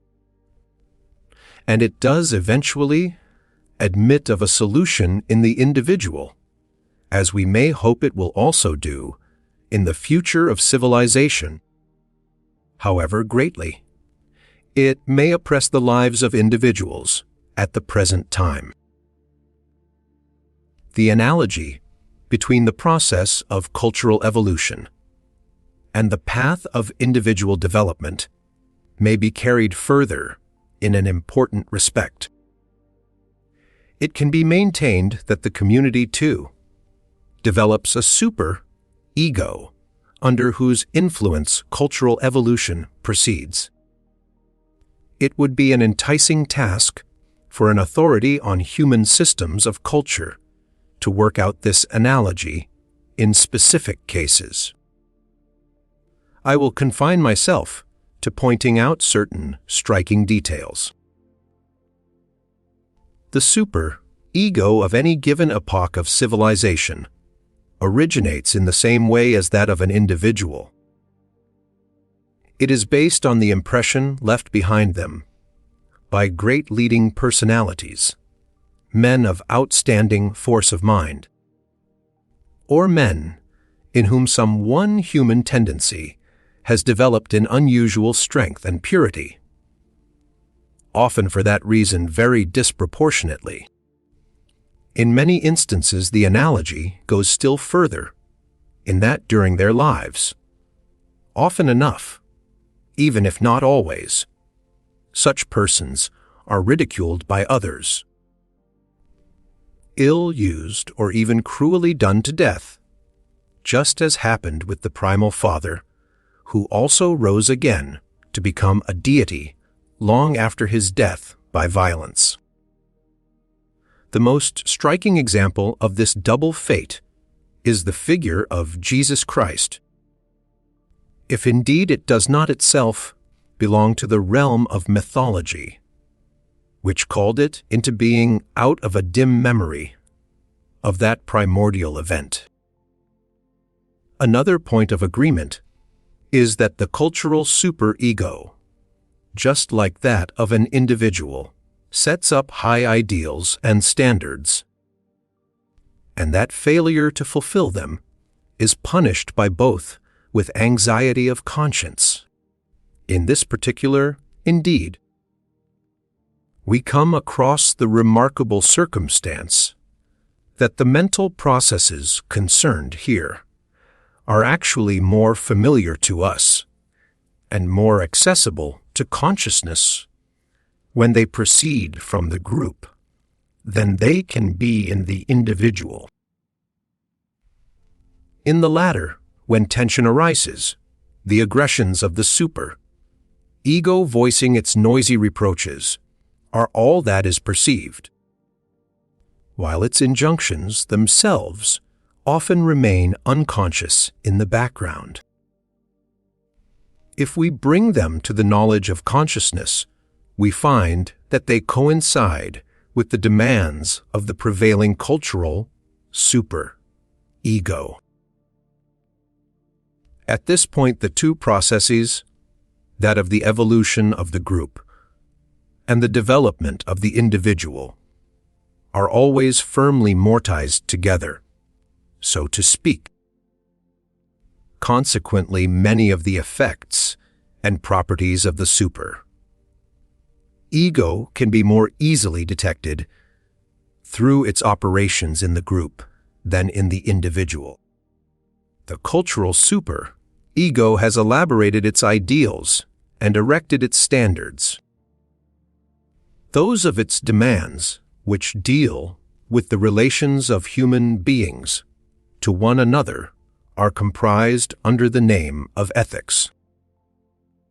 The greatest value has at all times been set upon systems of ethics, as if men had expected them, in particular, to achieve something especially important. And ethics does in fact deal predominantly with the point, which is easily seen to be the sorest of all in any scheme of civilization. Ethics must be regarded, therefore, as a therapeutic effort, as an endeavor to achieve something through the standards imposed by the super-ego, which had not been attained by the work of civilization in other ways. We already know, it is what we have been discussing, that the question is how to dislodge the greatest obstacle to civilization, the constitutional tendency in men to aggressions against one another, and for that very reason the commandment to love one's neighbor as oneself, probably the most recent of the cultural super-ego's demands, is especially interesting to us. In our investigations and our therapy of the neuroses, we cannot avoid finding fault with the super-ego of the individual on two counts. In commanding and prohibiting with such severity it troubles too little about the happiness of the ego, and it fails to take into account sufficiently the difficulties in the way of obeying it. The strength of instinctual cravings in the ID and the hardships of external environment. Consequently, in our therapy, we often find ourselves obliged to do battle with the superego and work to moderate its demands. Exactly the same objections can be made against the ethical standards of the cultural superego. It, too, does not trouble enough about the mental constitution of human beings. It enjoins a command and never asks whether or not it is possible for them to obey it. It presumes, on the contrary, that a man's ego is psychologically capable of anything that is required of it, that his ego has unlimited power over his id. This is an error. Even in so-called normal people, the power of controlling the id cannot be increased beyond certain limits. If one asks more of them, one produces revolt or neurosis in individuals or makes them unhappy. The command to love our neighbors as ourselves is the strongest defense there is against human aggressiveness, and it is a superlative example of the unpsychological attitude of the cultural super-ego. The command is impossible to fulfill. Such an enormous inflation of love can only lower its value and not remedy the evil. Civilization pays no heed to all this. It merely prates that the harder it is to obey, the more laudable the obedience. The fact remains that anyone who follows such preaching in the present state of civilization only puts himself at a disadvantage beside all those who set it at naught. What an overwhelming obstacle to civilization aggression must be if the defense against it can cause as much misery as aggression itself. Natural ethics, as it is called, has nothing to offer here beyond the narcissistic satisfaction of thinking oneself better than others.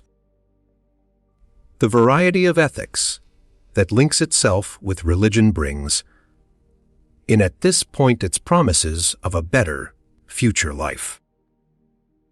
I should imagine that as long as virtue is not rewarded in this life, ethics will preach in vain.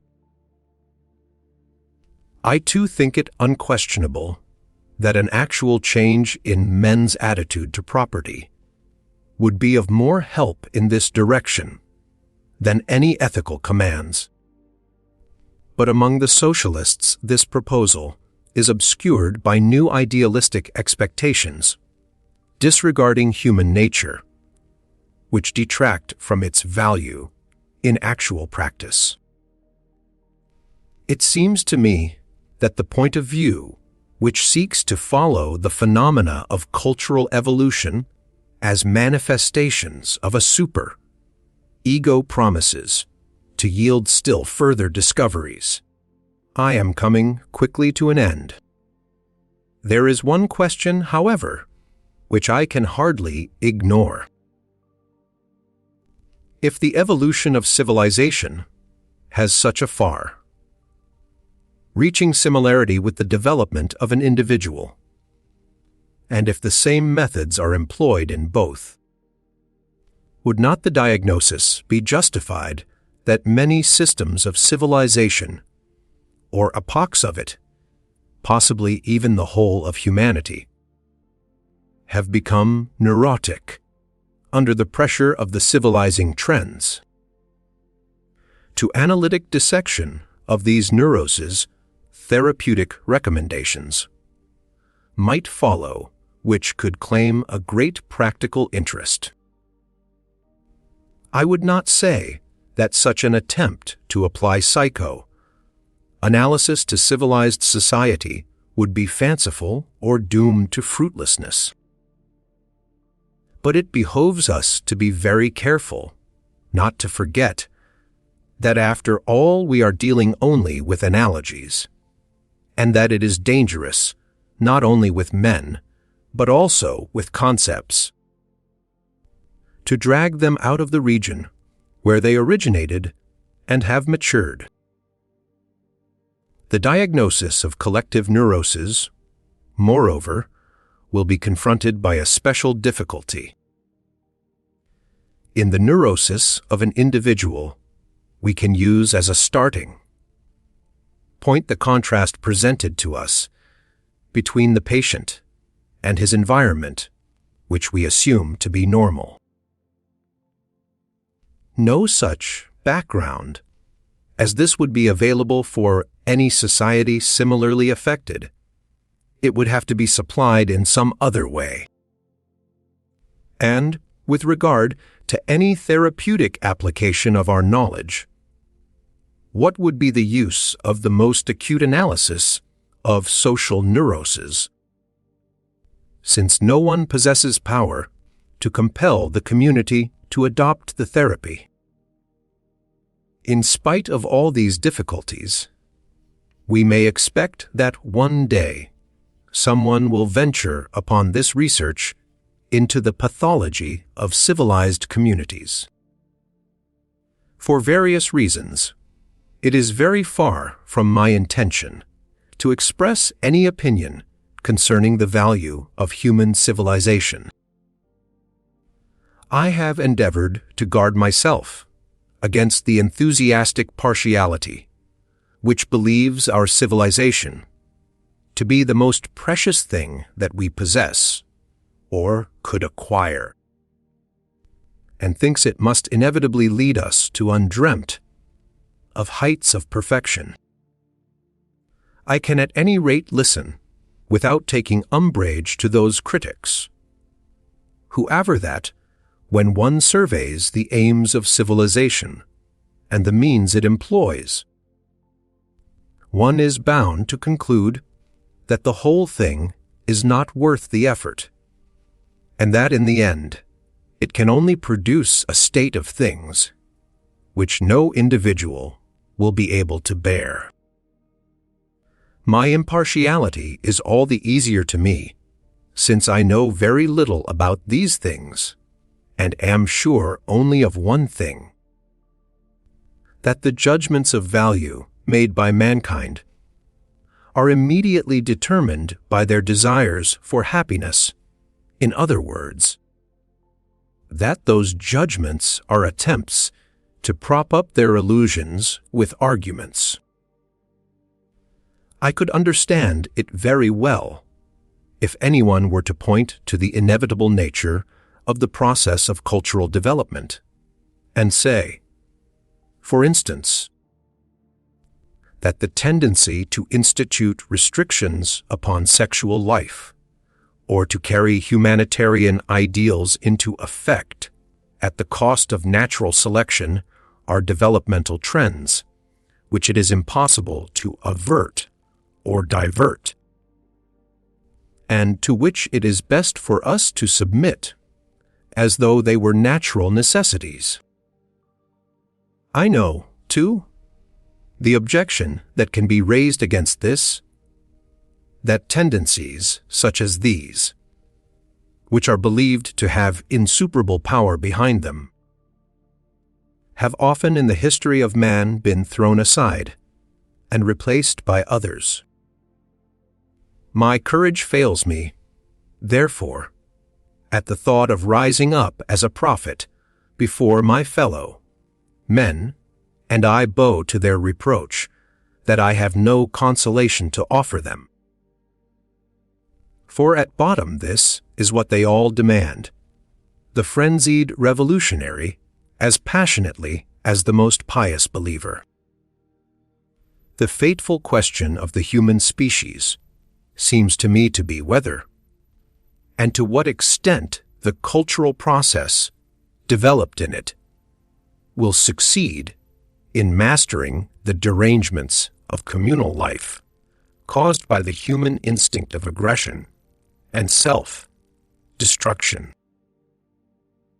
In this connection, perhaps the phase through which we are at this moment passing deserves special interest. Men have brought their powers of subduing the forces of nature to such a pitch that by using them, they could now very easily exterminate one another to the last man. They know this, hence arises a great part of their current unrest, their dejection, their mood of apprehension. And now it may be expected that the other of the two heavenly forces, eternal Eros, will put forth his strength so as to maintain himself alongside of his equally immortal adversary. Thank you for staying to the end. This is not a comfortable book, and it was never meant to be. It's meant to be honest. I asked you how much of your unease is the price of living together. Freud does not promise the tension goes away. He says it stops eating you once you know where it comes from. Tell me in the comments which part stayed with you, and subscribe for more timeless wisdom. Read aloud, one complete classic at a time.